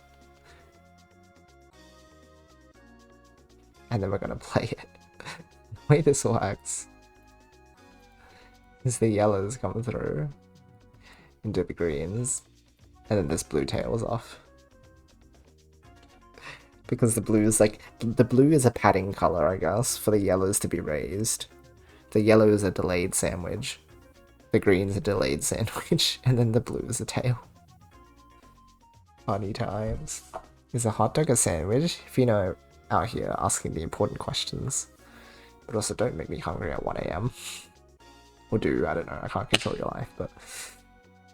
Yeesh, what a time. We've had a lot of really good conversation come out of the sandwich tutorial plan. Amazing. Thank you, Hiku. This is... Oh, I'm so glad to be back. I'm so glad that I have time off and that we can talk, even though it's 1 AM, and I just get to talk to you and everyone. And it's so amazing. Oh, sorry. I'm happy to be here. I'm really happy. I just needed to say that. It's Shaggy. It's rice. Everything is rice, right? That's okay. It's valid too. Once people have learned tutorial part 5, 6 is just applying their forms together, integrating their knowledge. So, it's the classic, here's the stairs transition. Did you know you can build sandwich on top of it? Isn't that crazy? And it tucks into the transition. And then you have more key puyos to think about, but it's the classic, like... So tutorial 6 is very much like application of knowledge. So tutorial 5 was, here's a new shape, and then once again I'm like, here's how to apply your knowledge. So this is I want to introduce this shape. Sandwich into your stairs transition. Hello. Stairs and sandwich and GTR can link together. It's almost like puzzle pieces, and this is a puzzle game or something. Insane concept. So I'll teach this. Vertical transitioning and related to the way that the stairs transition is built. Oh, yeah. That's just like straight up sandwich transition, I think. Well, I suppose you can go anyway. Whichever way they're building their sandwich at that point. And then you can do a vertical link. And you only need 1 key puyo, so it's easier to get to second floor with sandwich. So yeah, I start with, again, prior knowledge. Here's your stairs transition you already know. Guess what, you can use sandwich inside of it.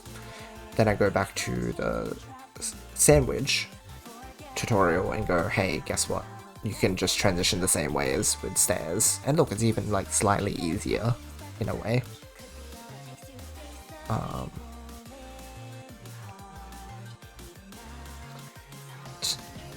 I don't know if this is too early to talk about the whole color conflict thing. Maybe I should wait. Oh, I think it's because I wanted to start the tutorial by showing them that they can make 12 chains, which is like insane, right? I learned stairs, I learned sandwich, I'm on tutorial 6, and boom, I can like reach a 12 chain. How am I preventing information overload? Let's see. Prior knowledge, everything is prior knowledge. That's one of the most crucial components here, but the idea here is that we can begin with the structure of stairs transition, which was 2 tutorials ago now, so it should be like quite ingrained. Here it is. In the tutorial before, we just learned sandwich, so let's try doing sandwich on the second floor. Isn't that crazy? And then we go, hey, guess what? We still need our key puyos because we used them. So now we do blocking method style. Hey, here's our 2 key puyos. And you step it through in that way. People tend to overestimate their comprehension of prior knowledge. I like that thought. I think the critical bit is that their ability to access that prior knowledge should be more fluid as a result of them having dealt with situations multiple times as they try to like build the shapes themselves from the previous tutorials. Like the pattern recognition should be stronger because they've had to, like Puyo being an RNG heavy game means that you have to learn to build around a lot of situations before you can truly say, hey, I've gotten a grasp of this shape. And by that point, the visualization becomes easy. Building it is another story, but it's like, I know the shape in my head. right? Building it is what I'm having trouble with, but I think starting with the visual conception of an idea lends itself to people being able to follow your line of thinking more easily as a result. What are your thoughts on that? I never learned to make the 12 chain with stairs and sandwich. I aim for the start of this just to be like an application of knowledge, but again, if you guys think that's overstepping, let me know. It'll happen for everyone anyway, this game takes a lot of time to learn. That's true, but you want to minimize it as a tutorial creator, right? The only way would be to soft-gate the videos with like, hey, don't walk into this tutorial unless you know this or this. I suppose like, well, here's the other thing. You can recap prior knowledge, right? That's what you would do as a teacher. You start by recapping, then you use that prior knowledge again because you want to activate it. That's what they call it in education space. You activate prior knowledge before you use it as like a building block, right? However, I think critically, and this comes more into the content creation side, but I think it would bloat the video length too much, right? We do a little bit of revisiting stuff in one of the tutorials, like at the start of the stairs transition tutorial, for example. Let me pull that up again. We talk about it, but it's because it kind of like spurs on the line of thinking that we need in order to start talking about the transition. So we go, hey, here's stairs from last tutorial, right? Guess what? Let's try adding another link. Oh wait, hold on, it's not working. And so we are like activating prior knowledge by like really explicitly going, hey, this is what we built last time. Here's how we'd extend it. Here is how we would extend it. Oh no, there's a problem. Let's problem solve it, right? Here. Whereas when you're introducing how to combine stairs and sandwich, there isn't really a problem to solve aside from like inflexibility, I guess. And it's like, hey, let's introduce you to a world of becoming more flexible with your chaining, where you can link together and apply that information that we've given you already. These two fixed forms that we've given you. Let's try and actually slap that together and see what we can do with it. That's my thought process anyway.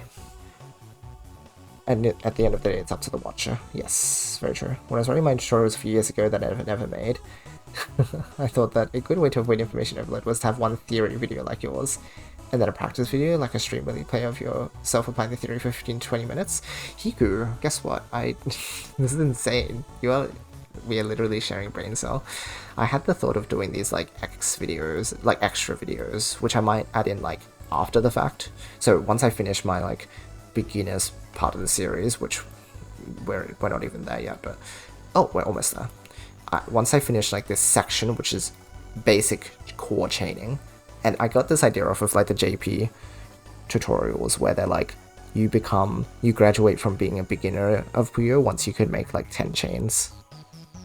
And I think it tends to come after like learning the basic shapes. But I was like, I don't know if I'm going to talk about using 10 chains before you graduate beginner as well, but I think the idea that they can make 12 chains after learning these two fixed forms is really powerful, because there's recognition that even though you can build 12 chains at this point, like you are still just beginning to like dip your toes into the game. But yeah, I wanted to like finish these tutorials, and no, go away. I don't want my AI infestation. I want to make these thought process analysis where like exactly what you said. I do it just myself building the chain slowly, talking about my thought process as I go. And maybe you can like make some puzzles out of it as well, or it could literally just be like a raw recording of, hey, I'm recording myself making the chain. Let's talk about my thought process. I'm not entirely sure what format, but it'll be more like informal. But just give another gateway for like exposure, I guess. Which again should hopefully help for when we move on to the next tutorial. And by having these padding videos, you also enforce to the viewers that you need to like put in that practice before you go to the next video. But again, I think I'll make those after I've done all like the theoretical stuff. I thought the transition ones didn't need a thought process video because it's like, I've already talked about the like what happens after you've tried it a few times, like, oh, there's color conflict in it, etc. Or like, I should build transition fast.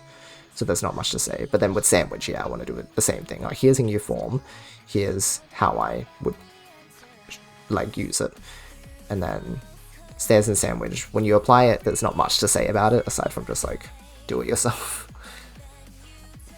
I think the optimal format is a one-on-one dialogue teaching it, as in, I mean, I suppose so, right? But in a setting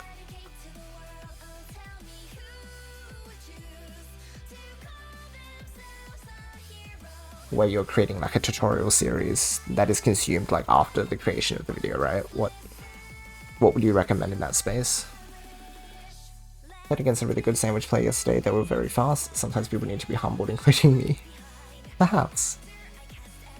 I think that's where exposure to like what's possible is important, because even if you're not reaching these 12 chains, at least you're gaining capacity and awareness of how much you can stretch the game, which I think is where Hiku's ideas of just showing like various color conflict shapes is good for people, again, opening their minds.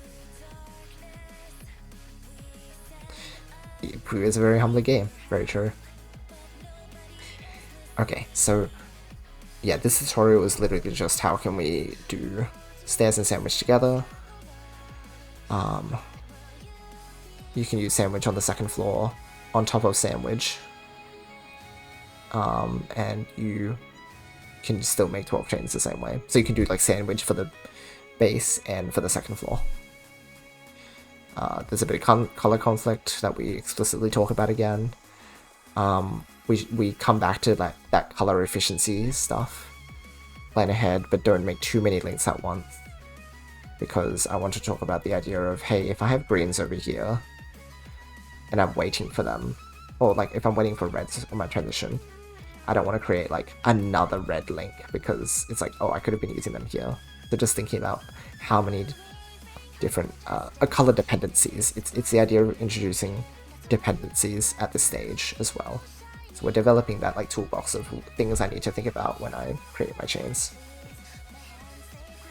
Yeah, committing to too many links at once, causing high piece dependencies, and reducing waste by things like unnecessary elevation. So this is like in the stairs tutorial I taught, hey, you can like avoid this whole making your transition by like putting padding down here. But if you want to be really efficient, you should avoid padding if you can. So a bit of efficiency talk at this stage. Experimenting with forms to see what can be done, and not to forget that it's okay to break off from the forms if it helps with the structure of the chain. Shelf sandwich going into stairs, then resolve the waste underneath. Hold on. Oh, sandwich going into stairs. Here's my stairs shape. Isn't that crazy? Wait, hold on, I want to use sandwich. Because I'm buffering, right? I'm buffering with the blues and I'm going to use sandwich. Hold on a minute, what if I actually use the blues? Guys. That's crazy. And that's the end of the beginner series. So I'll pause there. If you'd like to cast some thoughts out, let me know. But that would be the end of the 6th tutorial, and as a result, the beginner section.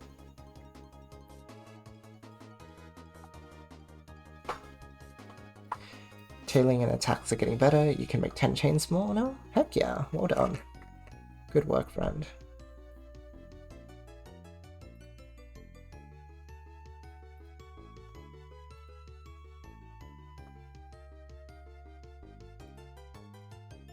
At what point do you introduce heuristics for non-form placements? Ooh. Okay, can you give me an example just to like illustrate an example? Because I get the concept of what you're saying, but I can't think of how to apply that in my head. I like it though, I like your line of thinking. because it's the idea of like, when can I yeah, branch off of fixed form ideas while still maintaining like efficiency or like what good chaining decisions, even if they break off of your usual thinking, right? Or the usual forms.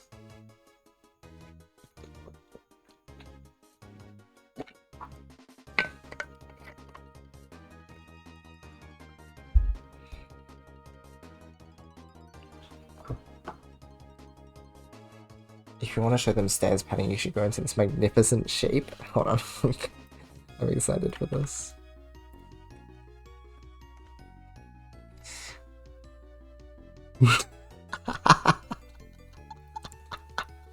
This is good. I like that. That's fun. That's fun.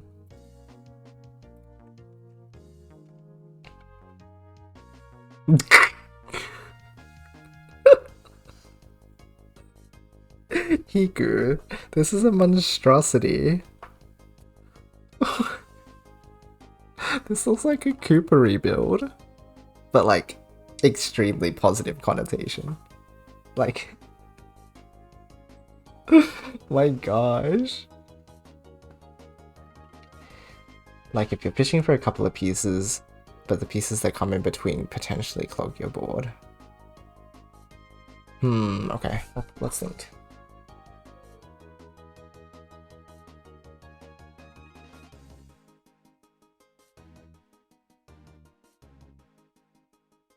I suppose I introduce a bit of talk about waste Puyos in general early on. But of course, like, oh, okay, no, sorry. Bad language. Not of course. It's not obvious. Back in like Stairs tutorial, I talk about how you're allowed to have waste in your chain. You can throw it to the side and clear it, or when you're building stairs, it doesn't matter because you can have like the height difference come through for you.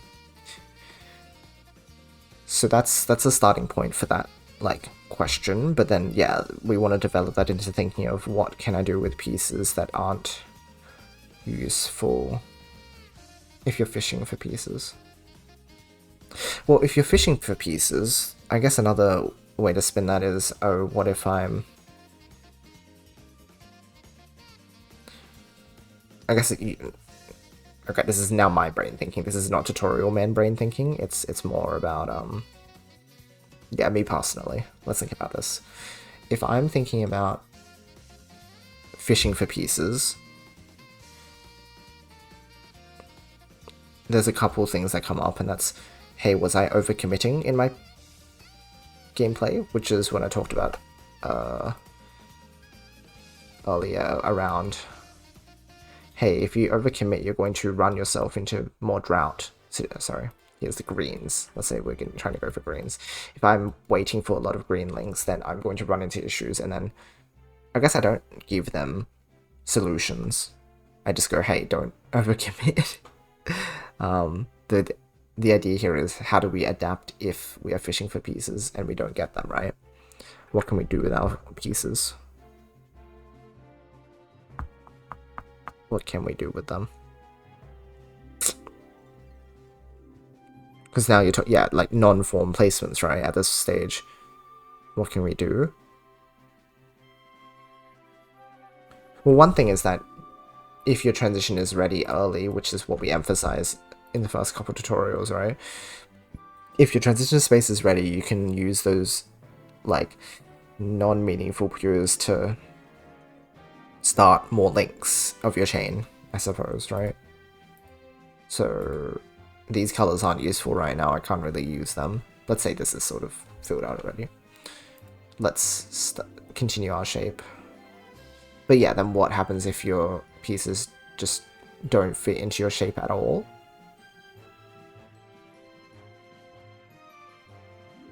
For one, it would be a discussion of, how did you set yourself up to be in a position where you can't adapt your pieces. That's sort of like high level thinking though, right? So you're thinking more along the lines of what can I do once I get, that's proactive versus reactive thinking. So proactive would be, yeah, like I just put myself in a weird spot. But the reactive thinking is you would still want to equip them with tools, right? To work around it. How do you do that? Okay, what's chat saying? Huge problem learning to do that first 12. There's not much space. That's true. That's true. There's not much space. You're right. Because if you want that 12 chain, you have to do a perfect chain. And at that point, it feels like RNG. Even if you are applying a lot of your knowledge about building ahead and efficiency things that we've talked about in the tutorials, there will still be an element of, hey, this is luck-based. The key to flexibility is to always need new stuff on the 6 columns. Right. Well, does it just come down to that proactive thinking? Like, if I don't have color dependencies like this, like if I want greens here, it will mean that I don't want to overcommit, I won't put greens here, which means I'll put different colors here. And if I put different colors here, then there is always going to be space for different colors, because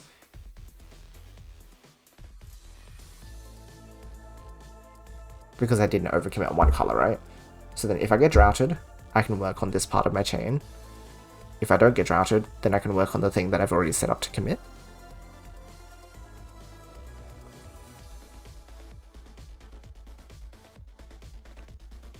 I think that line of thinking creates resolution. Of course, this is only one example you've pointed out, so like there is more to the discussion than just like solving this one case, but it feels like getting ahead of it does resolve a lot of headaches. And if you don't get ahead of it, you're kind of screwed then, right? Like, is it that you just are screwed? Because you can't put the pieces anywhere. You have to clear some stuff. You have to make space for yourself, I think. I suppose I've never said that it was a bad thing, though. Earlier tutorials emphasize, hey, you should clear your garbage out because you're running out of space. That's okay, though, right?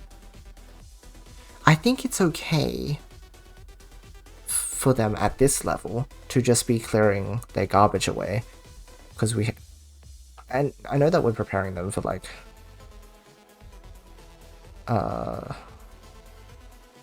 versus play, right? You want to make big chains against opponents, but at that level you're not really playing mid game, right? The mid game you're playing is I'm clearing stuff from my board because I'm running out of space. Instead of playing the game of how do I stop my opponent from making the bigger chain, it's playing the game of how do I make the biggest chain. It's more self-centered. And to play into that, you clear stuff from your own board, which, you know, happens to affect the opponent, but ultimately it goes towards your goal. And it's, I believe the heuristics don't come in until you can think about indirect links, right? Which is tailing. Do you feel like that's an accurate statement, perhaps? Or is that too much of an assumption to say that it's a higher level concept? I just think in my brain, there aren't heuristics that exist for that until you can think about how chaining can work indirectly. Because by escaping the stairs and sandwich forms, you're either padding or like you're making tail shapes at that point. Because the way that Puyos fall together just isn't conventional enough to readily provide like feedback on, hey, that is a reasonable choice. I might be tunnel visioning. Build off excess or build tail without destroying a structure. But again, this is before we introduce tailing, right? So offer encouragement for those people trying for that 12. I think that's a very important idea. I think that's really important, actually. As you're coming into like this expectation of building massive chains. Encouragement? That's pretty critical. That's pretty critical. I wonder how I'd work that into the tutorial. I like the concept there. How do you work it in? Because yeah, showing that 12 chain at the beginning is meant to be like, hey, this is what's possible. And you can talk about the theory, of course, but then it comes into like, and you talk about color efficiency, which builds towards it. But when it comes to like problem solving brain and the frustration of, oh, like the pieces aren't working, or like I'm just not doing something right, it's easy to get discouraged. I think you're thinking about it without a real example with your pairs here. Oh, okay. Well, I guess I didn't want to get into examples too much because it would stray away from Vino's less specific idea, but perhaps starting with specifics and then trying to generalize is more powerful, right? So here, for example, I would say like pieces that are screwing me over right now are, oh, I'm not getting a green. So the question is, if you get different pieces, like blue, yellow, red, what would you do with them? And I'd go like, hey, you have some space.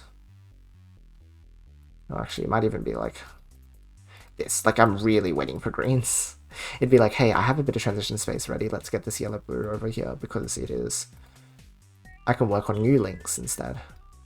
And this yellow red might be like, hey, I can work on yellow red here because then I can do more sandwich.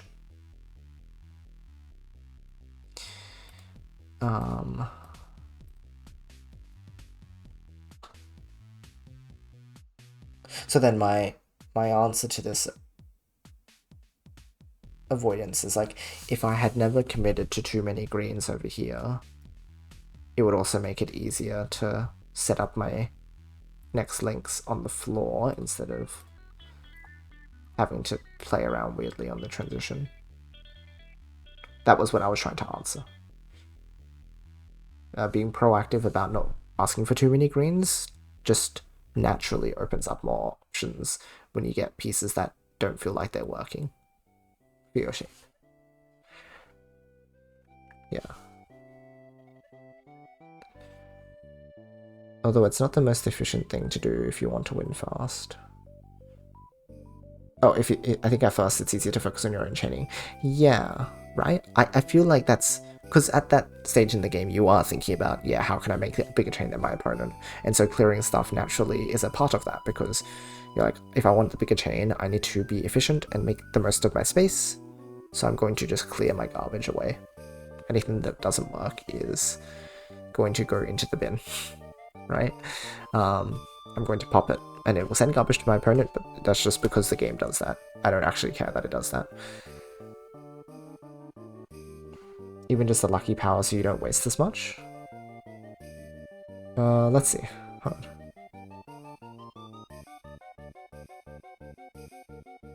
As in, mention the concept of having power on the back of your chain, or is it more about setting up the fact that, like, even if you're not hitting a 12 chain, sometimes the waste that you have generated can result in things like a bunch of power. So, like, even though you're not getting to your goal of big chain, because of the fact that you were trying to go for a big chain, you still ended up with a massively powerful chain anyway. Is that the idea? I think I saw that comment out of context and now I'm lost. Tailing's a high-level concept for stairs and sandwich while it's mid-level for GTR. Yeah, exactly. That's why I was a bit iffy on where this type of talk comes in. Regarding encouragement, you can frame it around the rabbit hole of all the high-level thinking.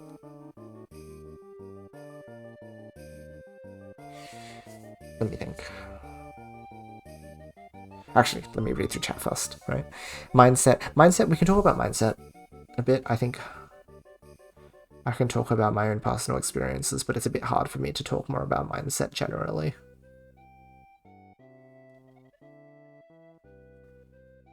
And also like the question of how much depth I would want to cover it in the tutorials.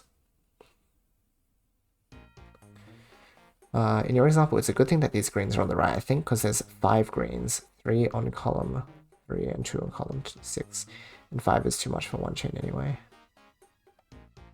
Oh, hold on. You think this is a good thing, like a dependency here? 3 in column 3 and 2 in column 6.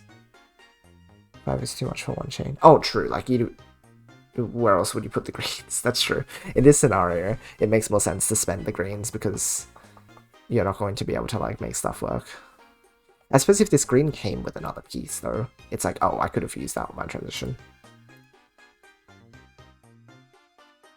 Because if you get a double green, then yeah, it makes sense to put it here. So I suppose it's like getting into that position in the first place, right? Yeah.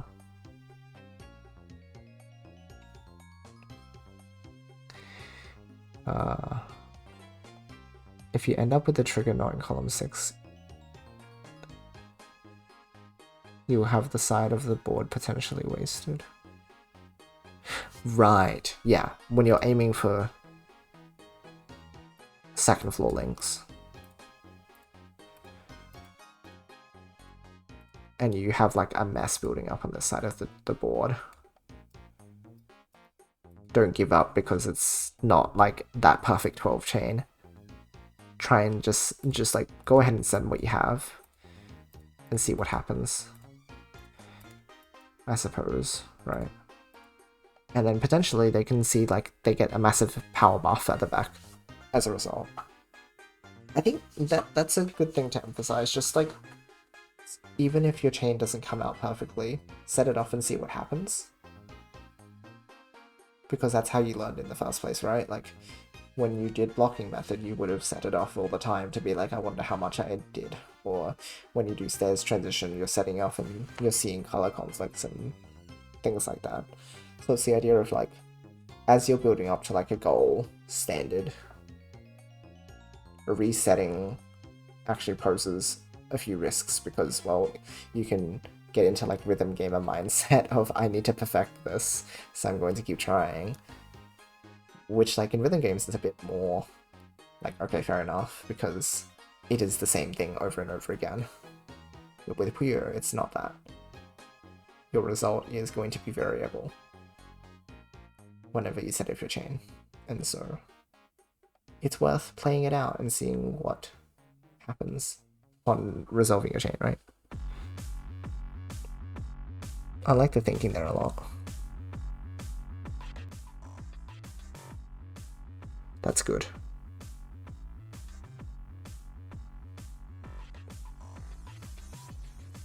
Kinda lost too. Yeah, there's a lot of good talk going on, but it's definitely like a few things at once. Suggest 3 color or 5 color to test understanding. That's good too, yeah.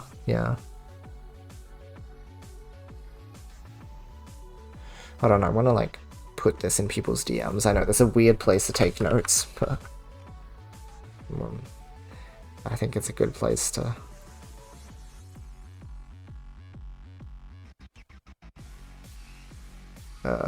share image.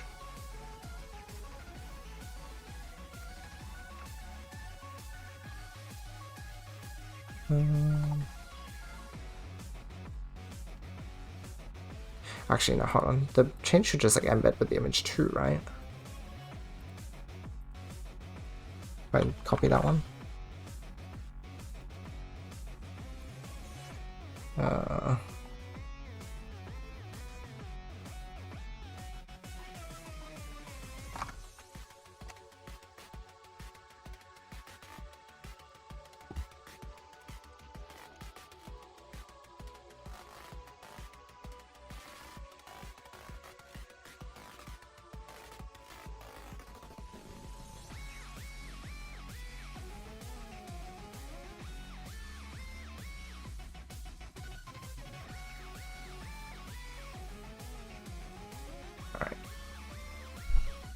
Sorry if you know.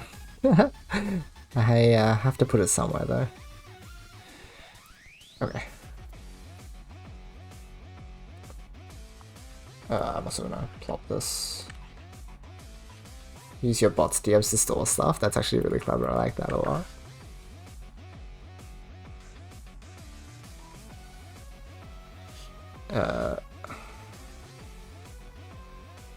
Tutorial 6. Thinking. Okay. I think it's nice to have like these in your DMs because I can be like, hey, this is the person I had the conversation with. This is the sandwiches tutorial 5 thinking. Just to like be really specific as well. Okay. Yeah, I like these suggestions a lot. If you have more, feel free to share.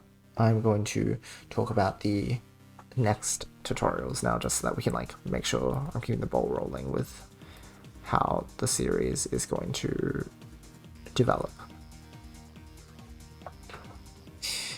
So this is a tricky space because I've split it up in terms of here's beginner, here is your 2 fixed forms. Intermediate is understanding flexibility of chaining. And so this is where I begin talking about tailing.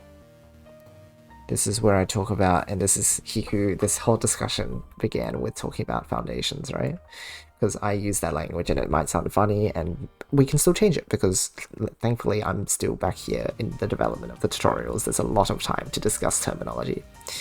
But I'm talking about foundation-based chaining. So instead of fixed form chaining, it's foundation-based because it is based around these different foundations. And so I talk about GTR and I talk about the different transitions as foundations. I could call them transition forms or something instead of fixed. I don't know. I was trying not to use the word form because even though fixed form specifies a type of form, if I use form again, it's a bit like it is a form, but I don't know how to. Yeah, I don't know the right word for it, honestly. That's where like Puyo says irregular form, I guess, but it's like I didn't like that language either.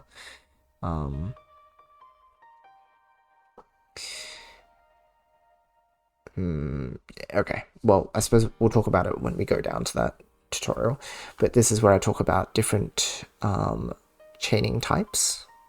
7, 8, and 9 is more chaining shapes, and then 10 and 11 is when we really start digging into how to maximize your use of the game's mechanics, but still primarily when you're fixated on your own board. So the last tutorial here is dealing with garbage, but that's not about responding to garbage at the same time as it's being sent, but it's about what you're doing when garbage is on your board. So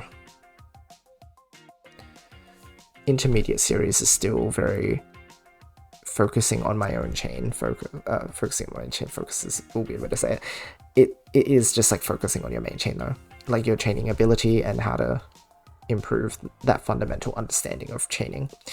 And then I'd save mid-game to what I called expert series, because this is when you can sort of autopilot your chaining and you know not just how to 12 chain, but you can build it in multiple different ways. And then I finally begin to talk about, hey, how do you actually play this as a versus game? And the reason I do that is because I'm looking at, hey, when do you start observing your opponent? Well, I think that really only happens once you can automate your chaining, which you could argue is after the beginner series. But I also think for any semblance of being flexible, you need to have at least some understanding of how chain flexibility even happens, because then you can start using that to play the mid-game, right? But let me know what you think about this ordering. That's just a top, like an overview from the top. Let's talk about it more specifically, but also let's look at chat. For this, I've been classifying base joints by which column it drops, and by how many rows. That's fun, I like that. Ooh. It abstracts out all the various base. Right. You're generalizing a bit more. So for example, with GTR, the only thing it's doing is dropping one column by one, right? Is that an accurate thing to say? So the critical point is that I'm dropping one Puyo by one in one column, which is the third column, when I'm talking about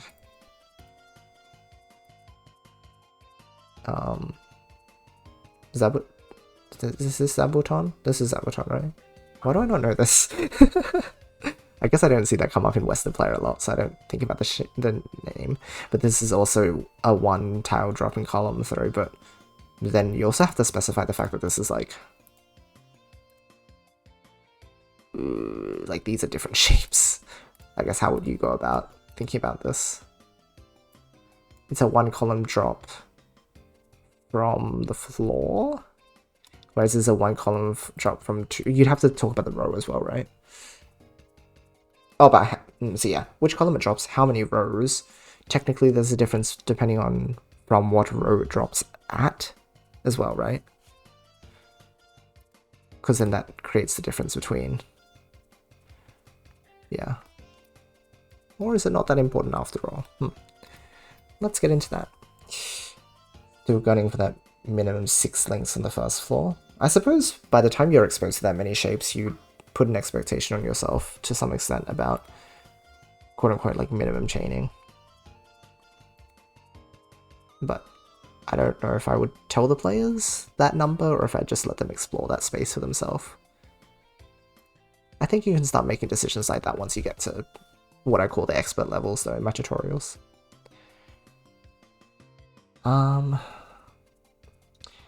Oh, the Yoda tutorial is extremely well thought in my opinion. On the JP, I'd recommend reading this and maybe rethinking the advanced tutorials after rereading it. You don't have to change everything, but it may change your vision. That is one of my favorite things to hear, Hiku. If I can receive another perspective on all of this, then I'm so willing to hear it out and adjust accordingly. Or even just like have this sitting in the back of my mind. I'll probably have to go through and Google Translate it for like an initial read through, but oh my gosh, what's going on here? There are little drawings. Guys, I love this. I'm so excited. Okay, I'm very excited. Maybe I'll read this before I go to bed. This will be like my bedtime reading. Or maybe we'll do, should we do like a live on stream reading? What do you think? It's almost 2 AM here. I'm not that tired, but also I recognize that I should. When's my match tomorrow? Is it 10:30 or 11:30? I don't want to screw myself too much. When's tomorrow's match? Tomorrow's a late match, 11:30. Oh, and Friday is also a late match. Maybe it's fine. I don't know, man.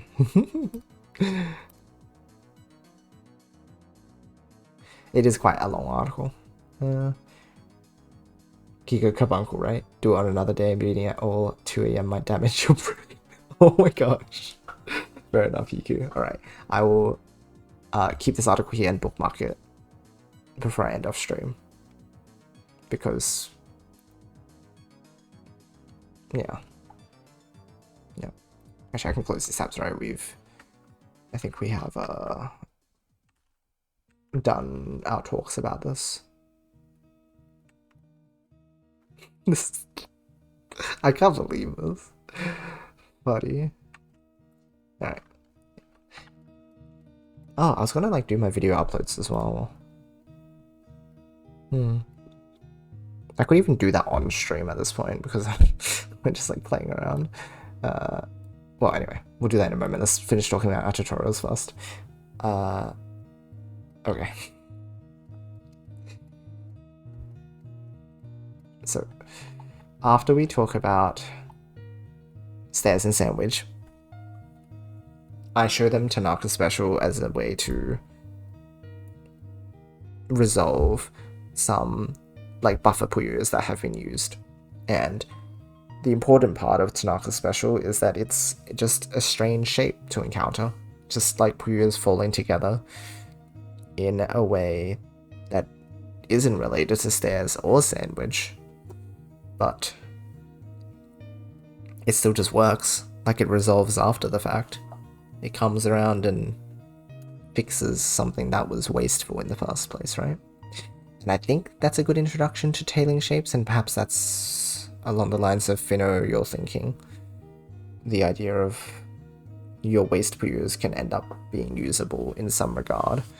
Perhaps I need to add more to like the back of this video to when it comes to like that encouragement and understanding that like your waste Puyos can still contribute in some way. And that, yeah, as on your journey to like getting that first 12 chain, the importance of like letting yourself, not letting yourself fall, but letting the chain fall, I guess, and seeing how it resolves, because it can open their mind to these things. So in the pursuit of that, and explicitly modeling it alongside encouraging them to experiment, we move into the intermediate section, part 7, and this is where I talk about some very basic chaining shapes. I talk about very basic resolutions, such as Tanaka Special. Door bolt is this one here. And again, this is just another Puyo Nexus coined term, so... But it's like how to be efficient with your sandwich. It's the one that's used in like Kenny style.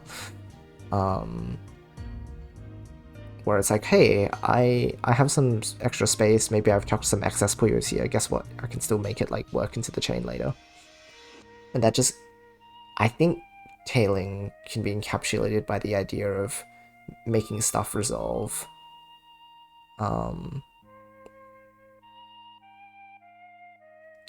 In a sort of unconventional looking way without explicitly saying it like that. It's just kind of, oh, stuff is like happening after my chain's done. Tailing is more complex than that, but I think its initial application tends to happen that way, right? And so I talk about the concept of avalanche, because you have like, if you remove all of this, here's like the basic shape of your things coming through. If I have Tanaka Special, here's like the final, if I remove all the other parts of the chain. So it should be down here, right? Oh, right here. Here's what's left over. Hey, how can we like add more stuff to this, right? What if I like add some blues? Maybe I can remember this first. But yeah, like what if I do this? And what if I do this?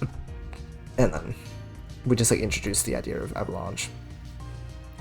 And oh, actually I do, yeah, height differences. So if I put my blues like this, they clear together, but then if I separate it, then it's fine.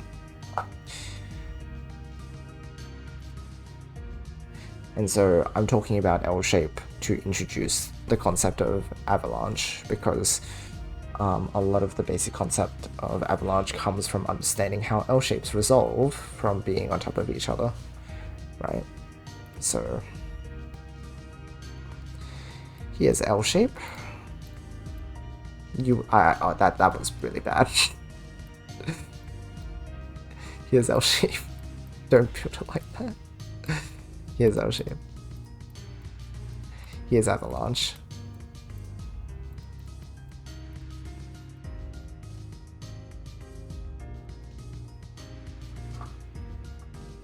Yippee. I know how to tail now.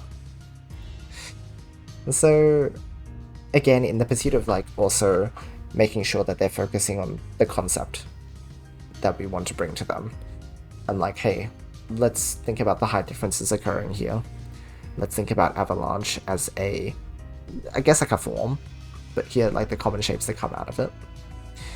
I don't introduce GTR straight away because I think having a natural like form that you can use that leads into the tail is nice. They don't need to think about second floor yet.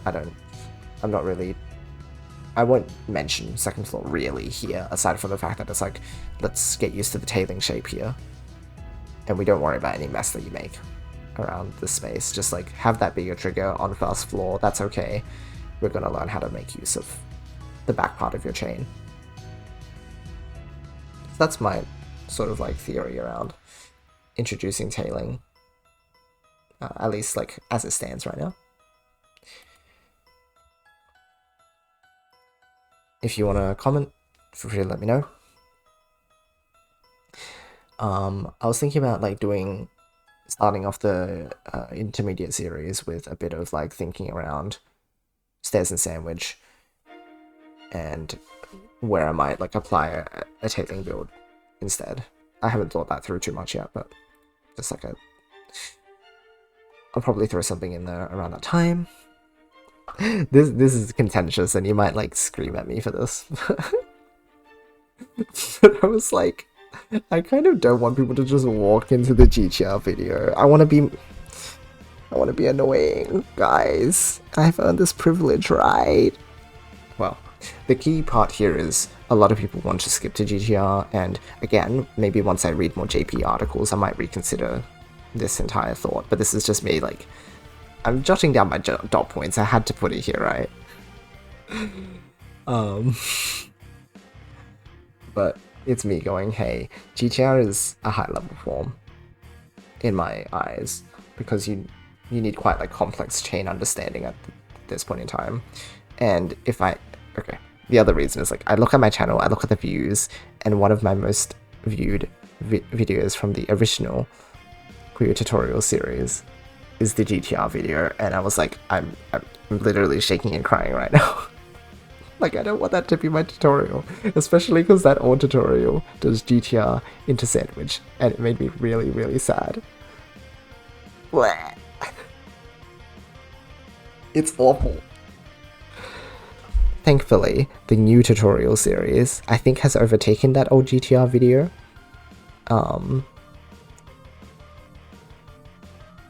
You know, it's probably fine to, like, look at it, right? I'm not exposing anything by going here, I reckon. Where's my top performing videos? Ever. It's analytics.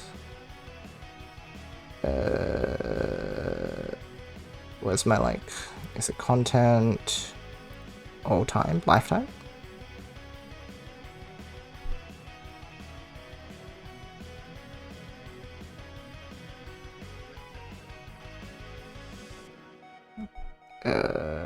Top videos, here we go. Hello Talon, GTR good but learn other stuff too. That's pretty much the idea of that. If they rush into it, then yeah. Use GTR in examples but just never mention it by name. I could do that in like the L-shaped tutorial. Make a GTR tutorial but it's actually paid. That would be too good. Good April Fools. Oh, it's actually the 21-minute Fever set. Which, honestly, like, that's cool. That's just, like, one of those videos that, like, it's cool, and it not goes viral, but I suppose, like, for my channel, that's going viral.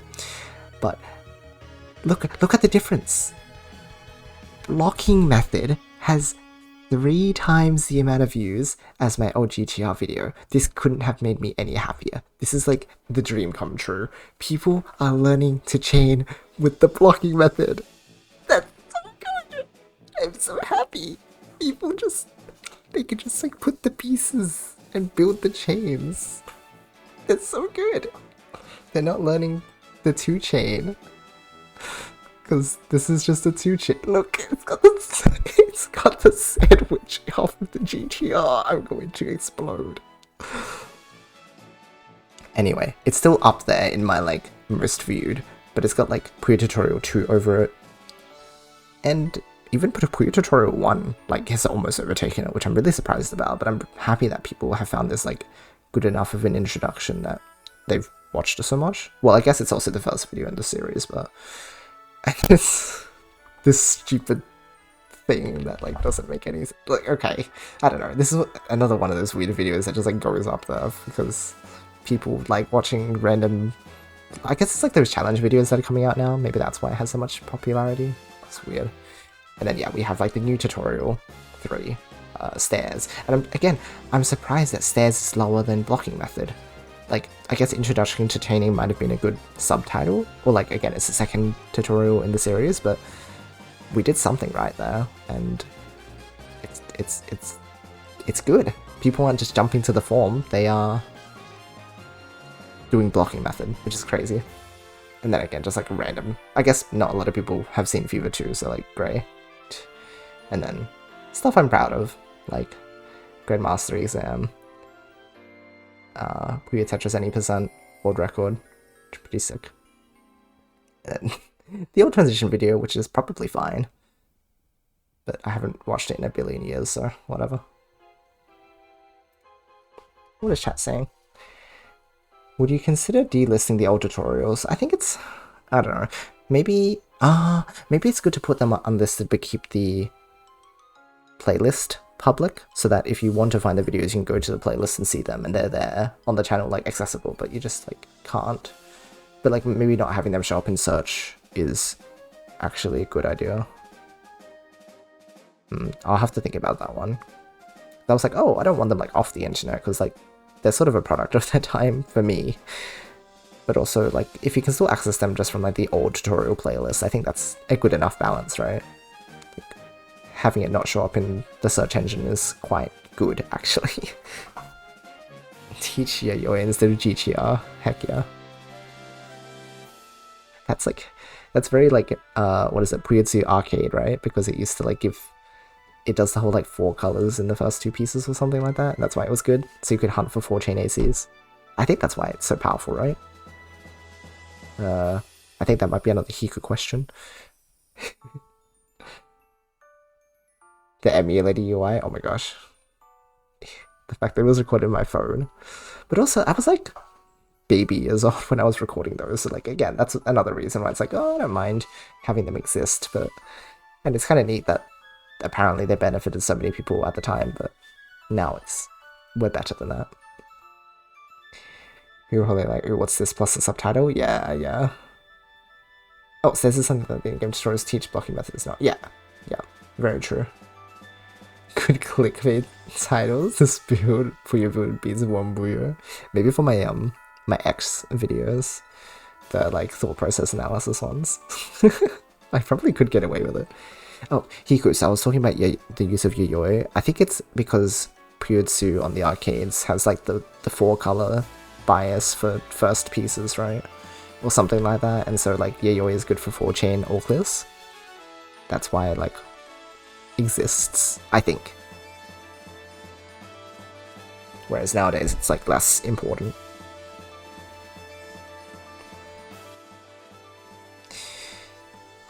So I talk about how there's a distinction between foundations and fixed forms, where fixed forms take up your entire, like, they're repeatable patterns. Foundations play a role in setting up your transition, or they are the transition, and they set up a tail shape, because after your foundation comes your joint, and your joint leads into your tail, usually, right? And then anything above that is like your second floor. And that's why I called it the foundation, because the foundation is just like, it determines what type of joint you can use off of it, which then determines like your tail shape. And then it also determines what your multiple stacking option, or like your second floor options are. Like, it does feel, when I think of foundation, I think of like well, base is a word. Base is a word you can use. But also base is interchangeable with first floor, just because of a result of like what the English community has done with it. Which I think that's fine. Calling the ground floor the first floor, the base, is just natural for us, instead of talking about the first floor. I guess in commentary we do say the first floor looks messy. Do we say the base looks messy? Maybe we don't. I could reinstate that. But I think even in the tutorials I've used base for first floor now. I'm not sure. I'd have to look back at it. But that's why I wanted to look for another word. If you think foundation is not appropriate, that's fine. We can try and think of something else. But that's my reasoning for using that word. Because of gameplay things that it's less used. Tuscany. I don't remember what this means. Chisho.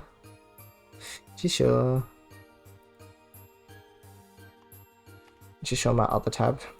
I'm too embarrassed, guys. No, I'm not. It just like opened in my other tab.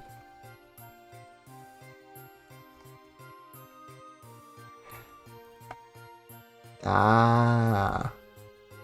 Thank you for helping me with my Japanese practice for today, Kiku. Amazing. Change the thumbnail of the first tutorial to GTR with a red circle, red arrow, Mr. Beast. Of course. A good intro to tailing is Death Tower. Hold on a minute. Are we cooking? It does teach height differences really well though. There used to be more ACs and you do at least more ACs. Yeah, that's true. Another reason is that the timing's changed and now it's more important to have stuff ready earlier. Oh, is it because it was a slower game too? I thought it was just because of the RNG, but the timings also, I never thought about that.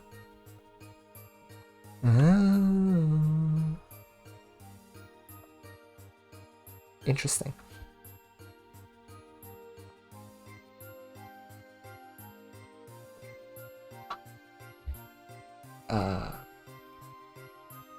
Build faster compared to popping time. Oh, I see. So then it's easier to outchain like an early AC because the popping time was so slow back then. Oh, sorry. The popping time is so much slower now, rather, that it gives you a lot of time to outchain your opponent if they go for the early AC, I guess. Whereas back then it would have been, I guess, more similar. I'd have to look at it myself. Early attacks let you build faster while the opponent's chain is popping. Yeah, gotcha. Cool, good to know. I'm glad I threw that question at you then, Hiku. Yeah, so after we talk about, again, this is Foundation. If you'd like to talk about the whole Foundation language, let me know. Otherwise, maybe if this makes sense to you, then you can also just say yes. Either way. And then I just talk about how do you extend off of this Foundation. So, Y join, L join, I join, a bit of like the pros of each type of joint. And this is really trying to just like, coming into this tutorial, you've just learned about tailing. You're talking about, hey, here's ways that we can really like make use of different chaining shapes and height differences, I suppose. And so yeah, L joint is like, hey, I can just do that avalanche that avalanche that I talked about last tutorial. Sandwich like or stairs like links to form, which creates yeah, your avalanche tailing as well, but it's a bit more flexible than the L joint. And then the I joint is, it's your versatility because you have two columns falling down at once, and you can even use like Tsurukame a bit more easily. Yeah, more suited to more indirect or advanced ways of tailing, which is, this is the introduction of Tsurukame as well. Use a tail link with a variant Y joint, replacing its function. Can be used as a tail link with a variant Y joint, replacing its function. What?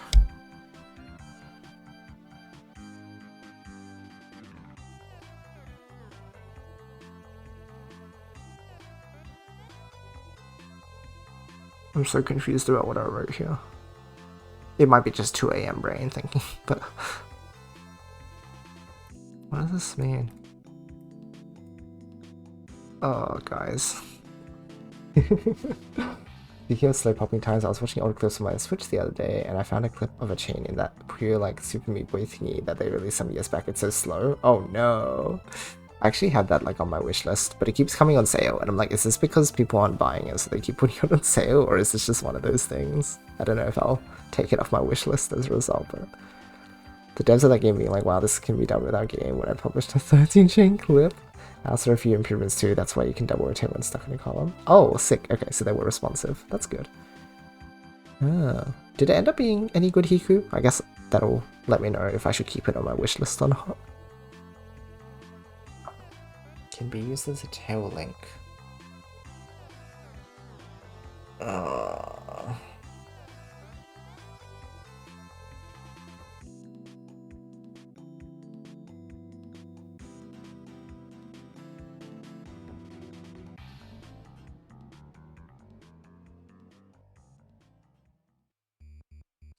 I actually don't understand what I'm saying here. If anyone thinks that this is comprehensible, let me know. Otherwise, I'll just come back to this another time. And maybe not 2 a.m. brain, I'll understand. What else am I saying here? Using sandwich as an extension show it's possible but does not work as well. Because you can't tail and you have color conflicts. Yep. Okay. That's fine. It's extremely frustrating as a Puyo player because making chains is not encouraged. Oh, weird. Okay. I see. Chains look so unsatisfying. Right. Could be fun and different, I guess, in that regard, but yeah, maybe if it ends up being like, oh, I'm just working against more of a puzzle game. I guess. Huh. Yeah, I see what you mean. Instead of chaining, you'd only chain in order to like work around something instead of chaining for the sake of like making chains. Could be interesting. There was that one game that like Hernan was working on ghost something ghost. It was like way back. It was for mobile, but it was like Dr. Mario style where you could make chains, but it was more puzzle focused because you had to clear all the like ghosts instead. I don't know if anyone remembers this, but like I felt that game was still satisfying to play. So I wonder if this would be the same to me or not. Mostly about being good at placing your pieces instead of placing them at the right places. I guess Nazo Puyo is the right word for it, right? Is it like Nazo, or is it kind of like ends up being not so interesting?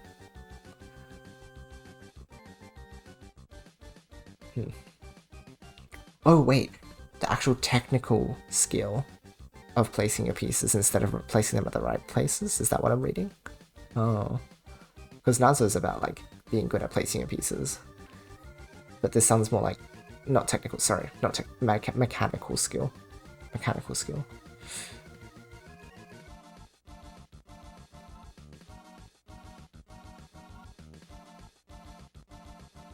Yeah, mechanical is the right word. Nazo is technical. Yeah, okay, mechanical, interesting.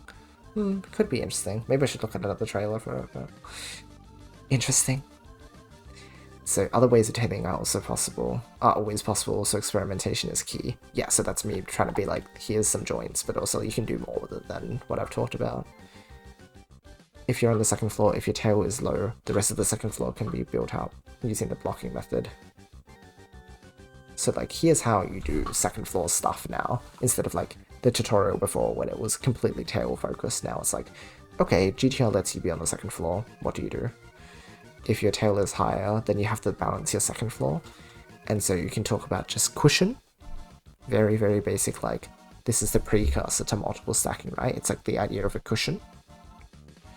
So you have a link that pads your area on the transition to heighten it a little bit. Or then I just go straight into here, hey, you can do multiple stacking. And L shapes or horizontal groups of 3 is very useful. And so you can make 12 to 13 chains with GTR instead of just like 6 chains. Oh yeah, and this document is going to be very nice and useful. I don't know what web browser is going to open, and someone just like copy it. But there's that like one GTR document, which is like, oh. Wait, is this going to work because it was a Discord attachment? No! Guys, this is back when Discord attachments didn't just die. I think it's in Hemboda's. Surely someone has it. I can just ask around. But I wanna have to like fix that. Oh, there's a demo. Okay, nice. Kind of boring for a Puyo player. Okay, gotcha. Hard game to describe compared to Puyo. I only played for a little bit. Still didn't grasp what I was supposed to do. Interesting. Separate bit about solving the fever chains and incorporating some of those patterns in your own builds. Oh, that's fun. I like that. Yeah, fever chain solving. Because at that point, those chains become more understandable, right? Like at this level. That's fun. Okay. Big think, big think. And then yeah, a whole thought process analysis on GTR, because this is a lot of stuff. Like this is a page long, which I don't know if any of the other tutorials are a page long, aside from tutorial 1, which is like basics, but I think it is the longest dot pointed video, yeah, so far. Because there's just a lot of things you can do with it, right? Which is why I've also I built up a lot leading up to it, and I think hopefully that'll help lessen the blow. But ultimately, when you learn GTR, you're exposing yourself to a massive world of opportunity, and so I think it makes sense that there's a lot here. It feels appropriate to talk about the joints and the different tailing shapes, and then talk about how do I do second floor, blocking method, cushion, multiple stacking, and just boom, now you can do GTR, right? Tricky one, but it feels appropriate. So next part is, hey, we've learned about GTR, let's talk about some other foundations. Some slug folding, GTR family, maybe LLR, I don't know exactly yet. This part is a bit question marky for me so far, but why not? It might be fun just to be hey, there's stuff outside of GTR. That was basically what this tutorial was for. It's you guess what, you can do other shapes, and you can now have more tailing options as well. By introducing new shapes, you have more options, ultimately. You're diversifying players' toolkits for chaining. Part 10, part 9, at this stage, you can just build so many different chain shapes. Let's take a break, let's talk about a bit of advanced mechanics. Again, we're still talking about building your own chains, right? So, I talk about climbing, so you can do row 13 and row 14 stuff, and I can finally talk about the row 13's existence and what happens on row 14, which is you can put pieces up there. And I still don't get this whole is this just how it goes? It gets permanently blocked after you put something in row 14, after you vanish one, put you up there. It's so weird. But it's so rare anyway that I think it's, yeah, whatever. The limitations of climbing and this is a weird concept to describe, so I think leaving this for later is kind of appropriate, but you can't put your axis Puyo in row 14. Just that's how the Puyos work, and then how to climb over large gaps, which I actually did a mini in-stream tutorial for, which I think I can reference, but I should be able to just jump it. It's just how to jump Puyos over gaps, which is the whole doing the kicking motion and then swinging your Puyo over, for example. If I'm here, and here's my piece, and I want to get it over this, it's I can do the kicking motion and then go over here. That's what I'm talking about. Favorite meme is describing other bases of GTR variants. No! What's this? What is this?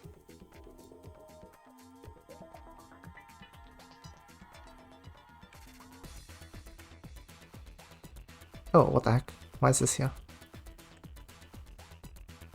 I was just trying to copy the link. Recheck the GTR. All clear start. Hey, I don't think I ever saw this. Yes, have you practiced holy counter? No. Is your opponent building a rush down? Yes, can you react? Yes. No. Build all the things. IDK, GTR. Can you react? No. Oh, have you practiced these forms enough? No. Yeah, you've just made GTR. Oh dear. Oh my gosh. Oh, it's Puyo Guide. Yeah, yeah. Oh, it has my old videos. Oh no. Not my old videos. Puyo Guide is good otherwise though. But, oh, maybe this is where I got the idea of Yeah, I think my video structure is kind of like this because they put expert as.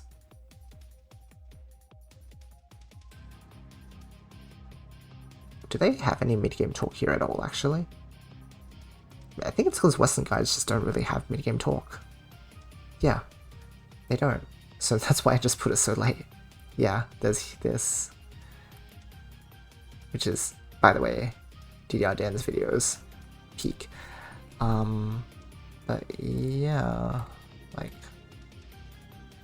there's not really anything here.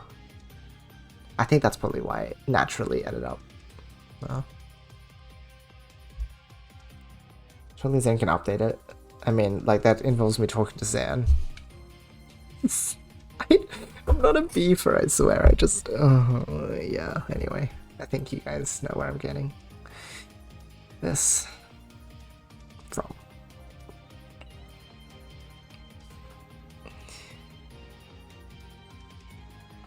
Maybe if someone else wants to poke him.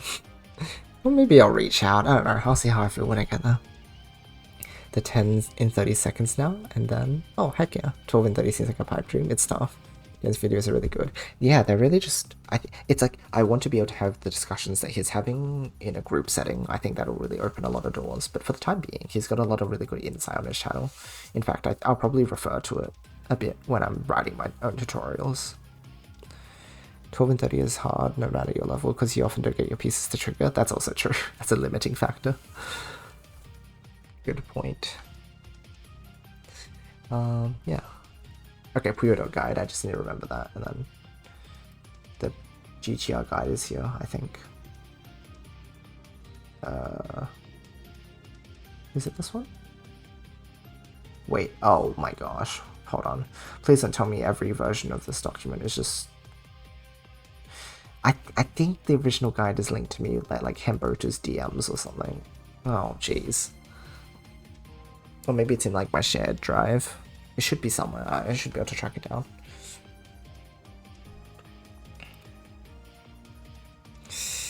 Dear oh dear. Oh yeah, double rotating for getting faster at the game. Wall kicks like the Puyo finesse. And this is just like a cute thing that you do it in column 3 too. Or even like in column 3 is the, yeah, doing it in the middle. Trying not to split too much, but we'll elaborate on it later. And then chain in 30 seconds potentially. So yeah, like a sort of break tutorial from all the like chaining talk and just like here's some other mechanics in the game that are a bit more like more late game applicable. And also it's part 10, so like it sort of feels appropriate to break away from the mold and be like, hey, let's talk about something different. And then again, the final part of just strictly how do I build my own chains comfortably. AC starts. The idea of having to dig when you have an AC. Holy counters, evil counters, which are just like, yeah, you want to chain high on the left or the right side. You can tail off of your counter build. Connecting links above garbage to the main chain. Oh, that's just like how to dig in general. Then how to dig multiple rows. So when I talk about tailing techniques, that's the idea of... Oh no, my greens. Oh no, I received 2 rows of garbage. Oh. There we go. Tailing. Look, I can build a tail and it will... Yay, my greens are free now. You do that for multiple rows. Side clears. Oh no, my stuff is blocked off. Wait a minute. I can clear 4 rows of garbage at once. That's crazy. So I want to talk about that. And apparently there's another document here. Hold on. What's this?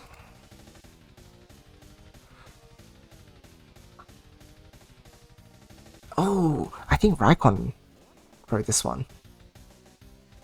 Is that right? Is this Raikon? I think this might be Raikon.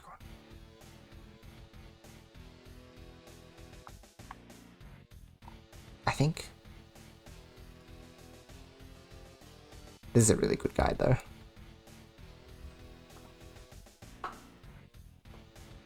stretched yellow Puyo. I'm glad you enjoyed that demonstration. PVT tips. Hey, guess what? But wait, there's more. That's what I'll say for now. Yeah, I think it's Raikkon's actually. I'll have to go thank him for that. And then finally, and again, this might change because of that one article you sent me, Hiku, but yeah, here's where mid-game finally comes in. So I talk about a lot of things. I talk about, hey, what's a win condition in this game? It's main chain, right? Who can make the bigger chain? So when the player's chain is larger, but hey, if you set up your chain first, your opponent can outchain you, right? What can we do? Hey, what if I just like stop the opponent from making a chain? I can rush. I can make 2 to 5 chains. And I take them out quickly and they can't build a chain. Yippee! How do you deal with them? Keep your open trigger. Very basic mid-game concept. But this whole discussion introduces a few things early on. I think I was referring to some JP articles, or at least like their language a little bit at the time, because I was trying to think of a way to do it. So, if you set your chain off first, you lose. So what can you do instead? I can pressure them to try and get them to set off their main chain. And I do smaller attacks potentially, and usually that will cause their opponent to main chain, right? And the player gains a time advantage as long as you don't use too many resources. So this is still something that even I'm trying to work on, right? How do I pressure my opponent without using too... That happened during my match, in fact, against Mu recently. Sometimes I would 5-chain attack and they would main chain, which is great, but then I didn't have enough time to respond. So it's a skill I'm working on, but I think it's just something that's like... It's easy to understand. So that's my first like discussion on just like basic mid-game. And then the other option is when you do want to commit a lot of things, and that will just stop them from accessing their main chain in the first place, right? You can get an instant win if you're sneaky with it and you fill up the opponent's board, or you bury them in too many lines to get their main chain off.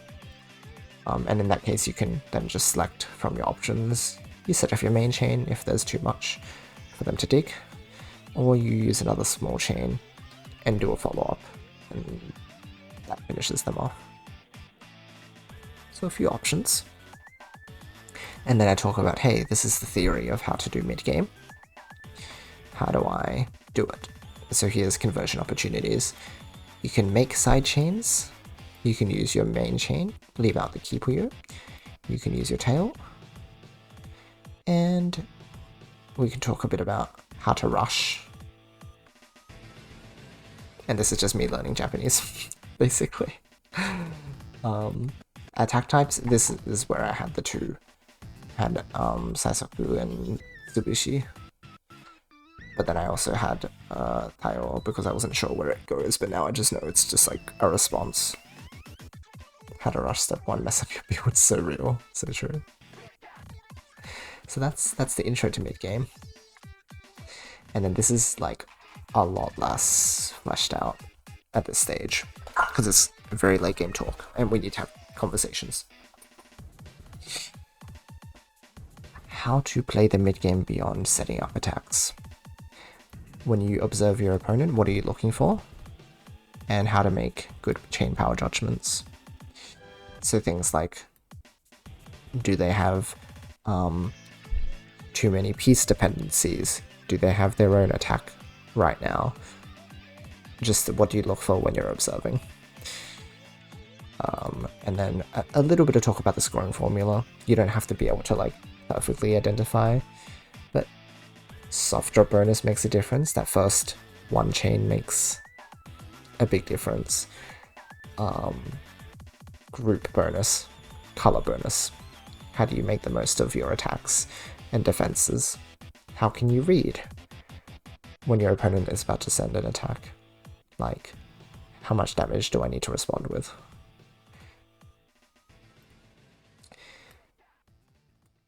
I dropped mid-game for a little bit just to talk about really, really advanced chaining or what I perceive to be. So frond style, U-shaped chains, just like crazy looking tails. And in general, players don't tend to lean towards U-shaped chains. Generally, you have second floor and then third floor instead of like tailing all the way up, or like tailing and transitioning all the way up. But I figure it's useful to talk about that one last little like hanging thread of like chaining types. And we can explore them in more detail with the whole like mid-game discussion potentially. And then once you know how to make attacks and you know how to do a bit of basic observation, how can you then strengthen that? How do you optimize everything? So chain length versus chain power, so that comes off of talking about the scoring formula. How do you play faster? So if you have more resources than your opponent in general, that gives you more options. Let's build near the top of the board gives you more resources quickly because you have less time to place pieces. Talk about, hey, if you split, you lose time. But you gain efficiency, but you sacrifice gaining resources. Pretty important. Why do you call me? Because it's really fun and exciting and everyone loves it. Very hype when an opponent can pull this in a game. Talk about like, yeah, the order of operations, I guess. Yeah. How the mechanical structure of this. In Puyoverse, it's kind of weird. I didn't know I had a video for it. Hold on. Let me just like copy.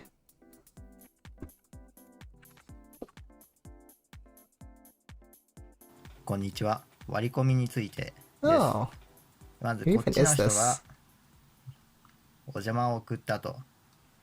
で、押してですけど、して It's just like a good explanation. られてる。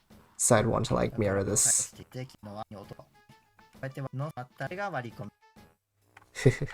Nice. I don't remember how I found that video, but great. Only a quick? Oh yes, we can now. Yeah, maybe only usable online. Quick. I don't quite know the quirks of this yet. So I will have to confirm it before I get there.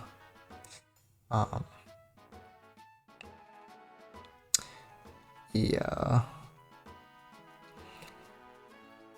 When I was in Japan with Acliff, Rania explained exactly how it works to us. Oh, yeah, if I could get that knowledge, then I would love to know, because that sounds really... Well, I mean, we kind of need it for this. This is really late, but it'd be good to know. You could dislike what you call me in Puyoverse, it works in a logical way. Is it logical though? Because in Puyo, right, you send your chain... Oh, yeah, no, I see what you mean, because if you have responded to an attack in full, then you should be able to get your next piece. But the fact that you can refill a previous... I guess, yeah, it's... What you call me is basically, yeah, you refill a previous attack. And so the order of operations should logically be attack sent, attack defended, new attack is being sent. I can still choose to like respond to that new attack or not. I think, yeah, you're right. The logic makes more sense, but I guess it's sort of like, quote unquote, it's a feature now, right? So we have to play around it.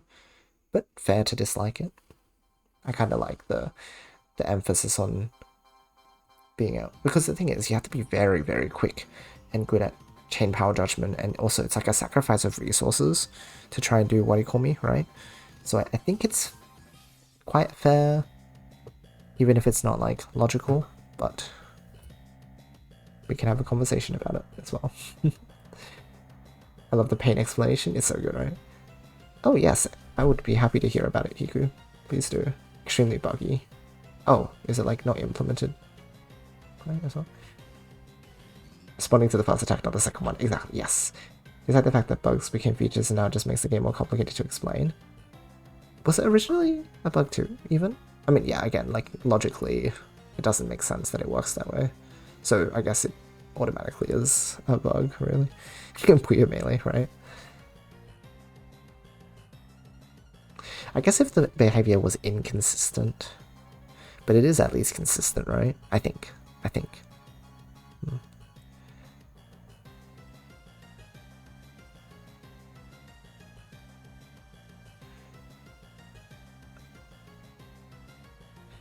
Running a quick, what do you call me in frame splits? Yeah, frame splits are another like work where it's like the idea of like mechanical skill being capped in Puyo is enticing, right? So like by speeding yourself up with frame splits, it's cool looking, but at the same time it also is a bit like it does drive a bit of energy away from like the main focus of the game. Oh yeah, frame skips. Sorry, yeah. Don't worry. Late brain as well. I understand. Yeah. No, totally understandable. Yeah, not necessary, exactly. But yeah, I'm happy to hear about the quicks as well. Because yeah, if there's nothing to fall... I think this is... And you didn't mention it, but yeah, I like the idea of if there's nothing left, then you should send instantly, right? Makes sense. If not, there's a delay. Makes sense. I forget what the specification for running a quick even is. Is it like Ojama quick? Or is it like two different things including Ojama quick? Because I know Ojama quick is somewhere here, but I haven't written it. Okay, what defines if it's a quick or not? Okay. Yes.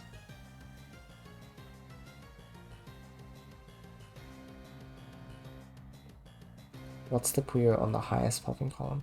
Oh, that's right. It's like if there's nothing falling after the top, so you're allowed to have like, for anyone who doesn't understand right now, I forgot about this. This is still a quick, isn't it?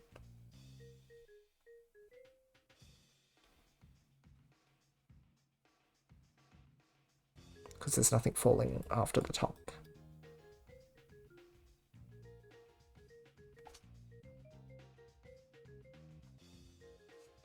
Let's have a look.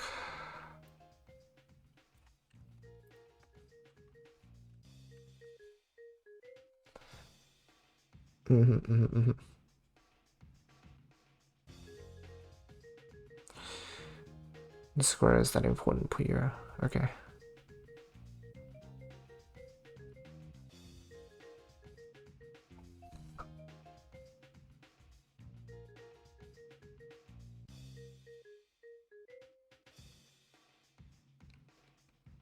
It's the leftmost with the highest Puyo. Oh, it's also left to right? Huh. Okay, yeah, it's the leftmost with the highest Puyo on the popping column. Sure.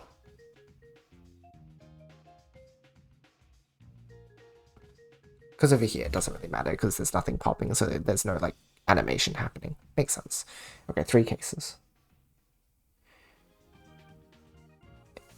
Okay, if this Puyo is popping too.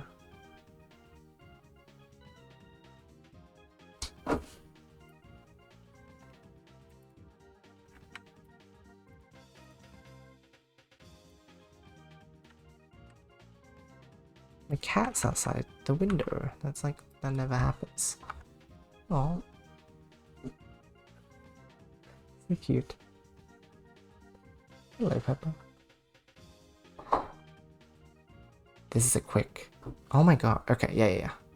I guess. Yeah, there's nothing on top of here. I didn't know though, so it doesn't have to cover here. It only has to cover from the top left Puyo in a popping column.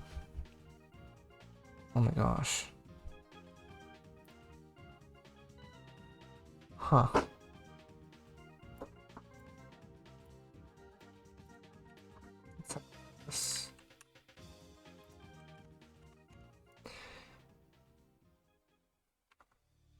So it's just about the top left Puyo.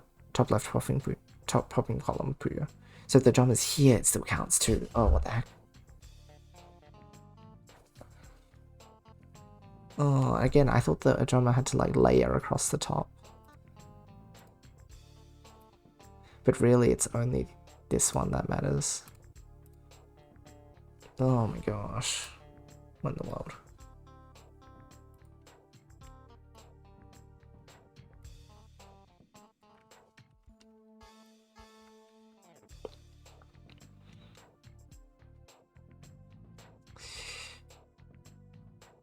If it's a non-popping Puyo, it's not quick. Yeah, I see.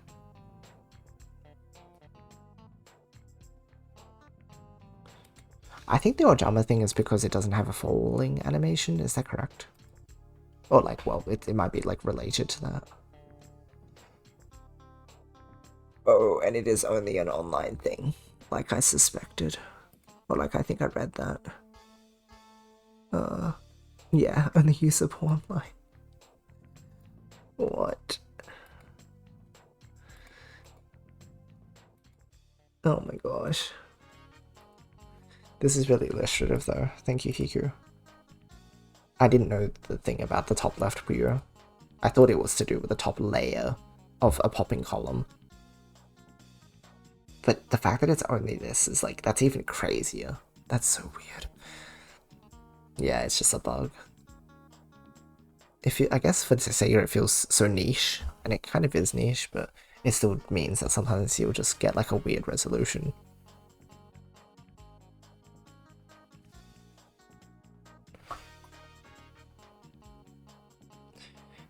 Quicks. So the idea that like the garbage will fall immediately after the chain resolves, right? Except it's not just after when the chain resolves. Hiku has had explained that as long as the top left Puyo in a popping column, so in this case we focus on this block, as long as this is clearing or a garbage Puyo, it will count as a quick. So this counts, and this counts, but this doesn't count because it's not popping and not drama. And also because it's netcode, I suppose, as well, Hiku, yeah. Man. Well, good to know that confirmed now. Thank you for that info. I'm going to... Hold on. We should put that in DM again, if you don't mind, Hiku. Oh, you also sent the Yorosoma one. Perfect, thank you. You're amazing.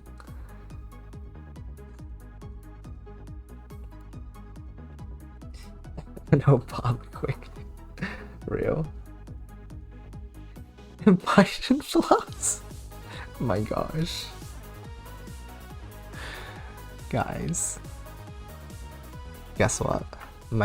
So this is the current end of my tutorial series, because I don't know what else there is to talk about. Like, that's actually all I know about the mid-game so far, at least conceptually, like what I can explain. That's how to talk about mid-game, and this is where it's like, we need to have these conversations in the English community about how the depth of mid-game and what actually gets involved, and drawing upon potentially JP knowledge. Power links, these will be in here. So when I talk about the scoring formula, I talk about color and group bonus, which I don't know why I haven't actually put here, but maybe because it fits on one page. Wait, no, I feel like I have space. That was weird.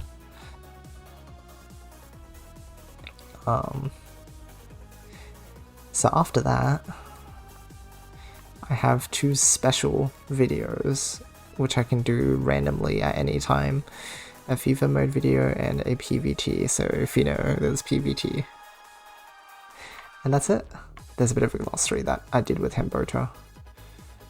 But a skill battle?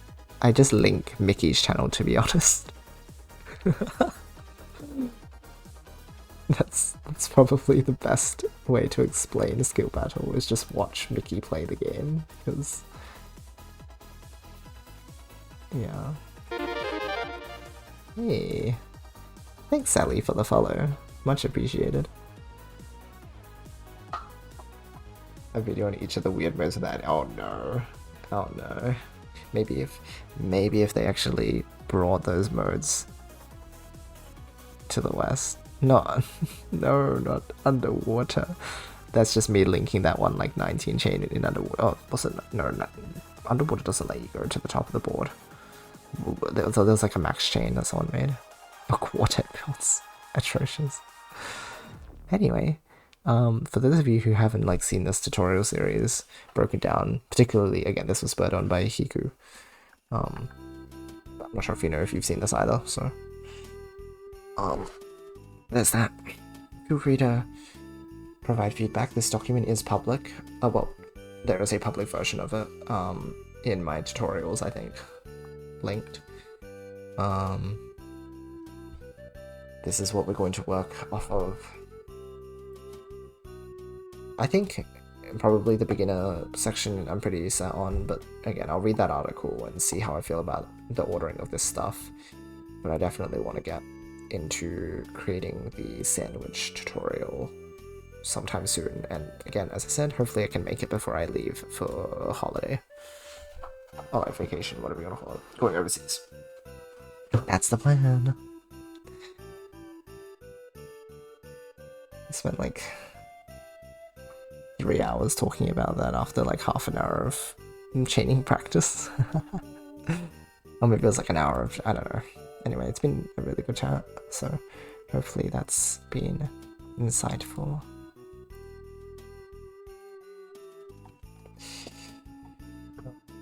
I'm going to copy these quick demonstrations. Yap session. Me with my students when I was teaching, I'd always have to be like, guys, I'm sorry I yapped so much.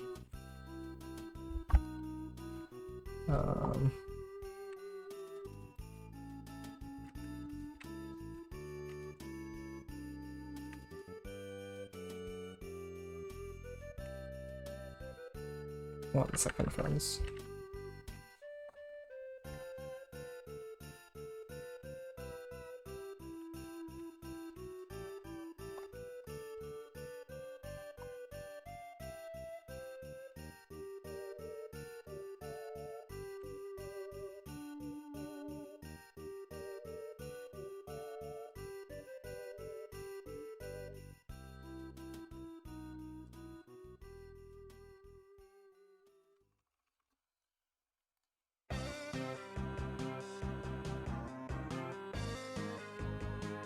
Tutorial number is this even? 15.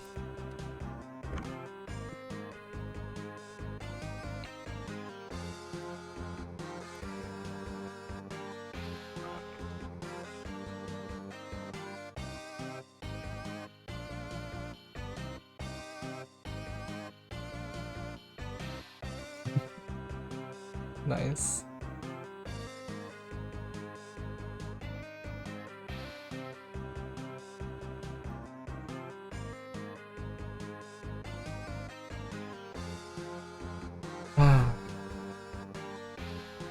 I guess I should go to bed now, right? It's probably a good idea.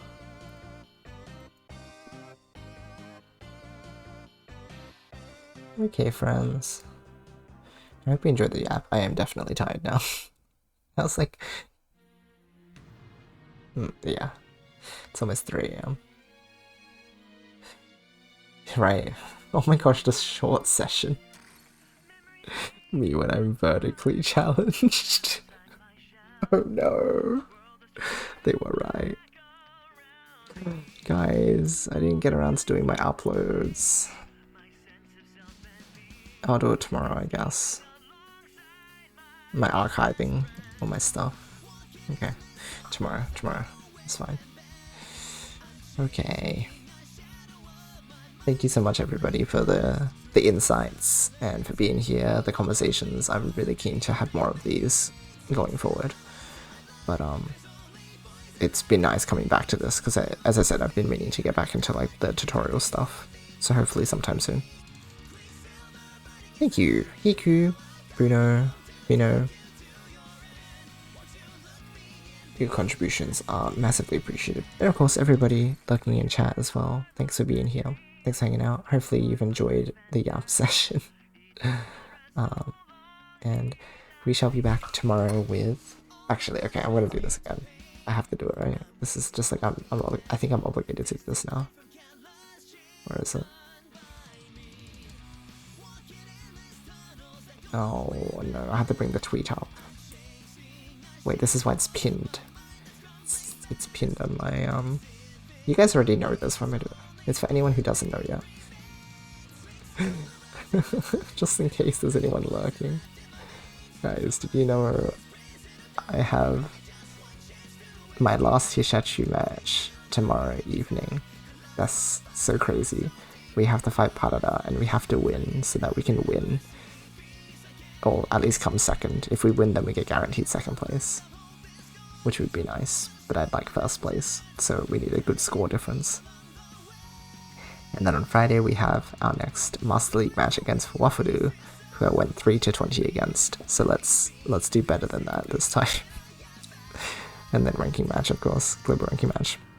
So, we've got lots coming up in the next few days. Be there or be square, because you're definitely not going to be Circle Puyo, because you're not going to the Puyo stream. Yeah. Anyway. Tomorrow at... sorry, converting to your time zone, this is 3.5 hours before now. Just heads up. So 20.5 hours from now. Yeah. I'm so tired. Okay. I'm going to bed now. Thanks everybody. I hope you all have a wonderful night. Is there actually someone raidable right now? I'm like, we can go have a look.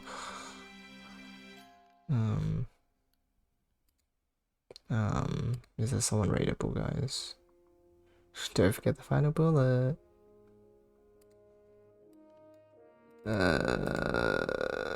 Guys, raid. Is someone to raid? You know, if there's no one to raid on Twitch, we have the good old reliable up late JP streamers probably. I haven't checked yet actually. Are there? Let's see. Subscriptions. Wait, is that Matian? Oh my gosh, guys, it's Matian. Go watch Matian's stream. We fought them yesterday because they're on the rank grind again. This is crazy, guys. Yay! Go watch them. They're really good at the game. They do like crazy good L-shaped builds. I'm pretty sure if they still do that. They were doing that to me on ranked, so I remember. You can go watch them though. I'm going to bed. I'll see you all tomorrow. But now, though, as always, I hope you all have a wonderful rest of your day and night. I love you guys. And I'll see you all next time. Good night, everybody.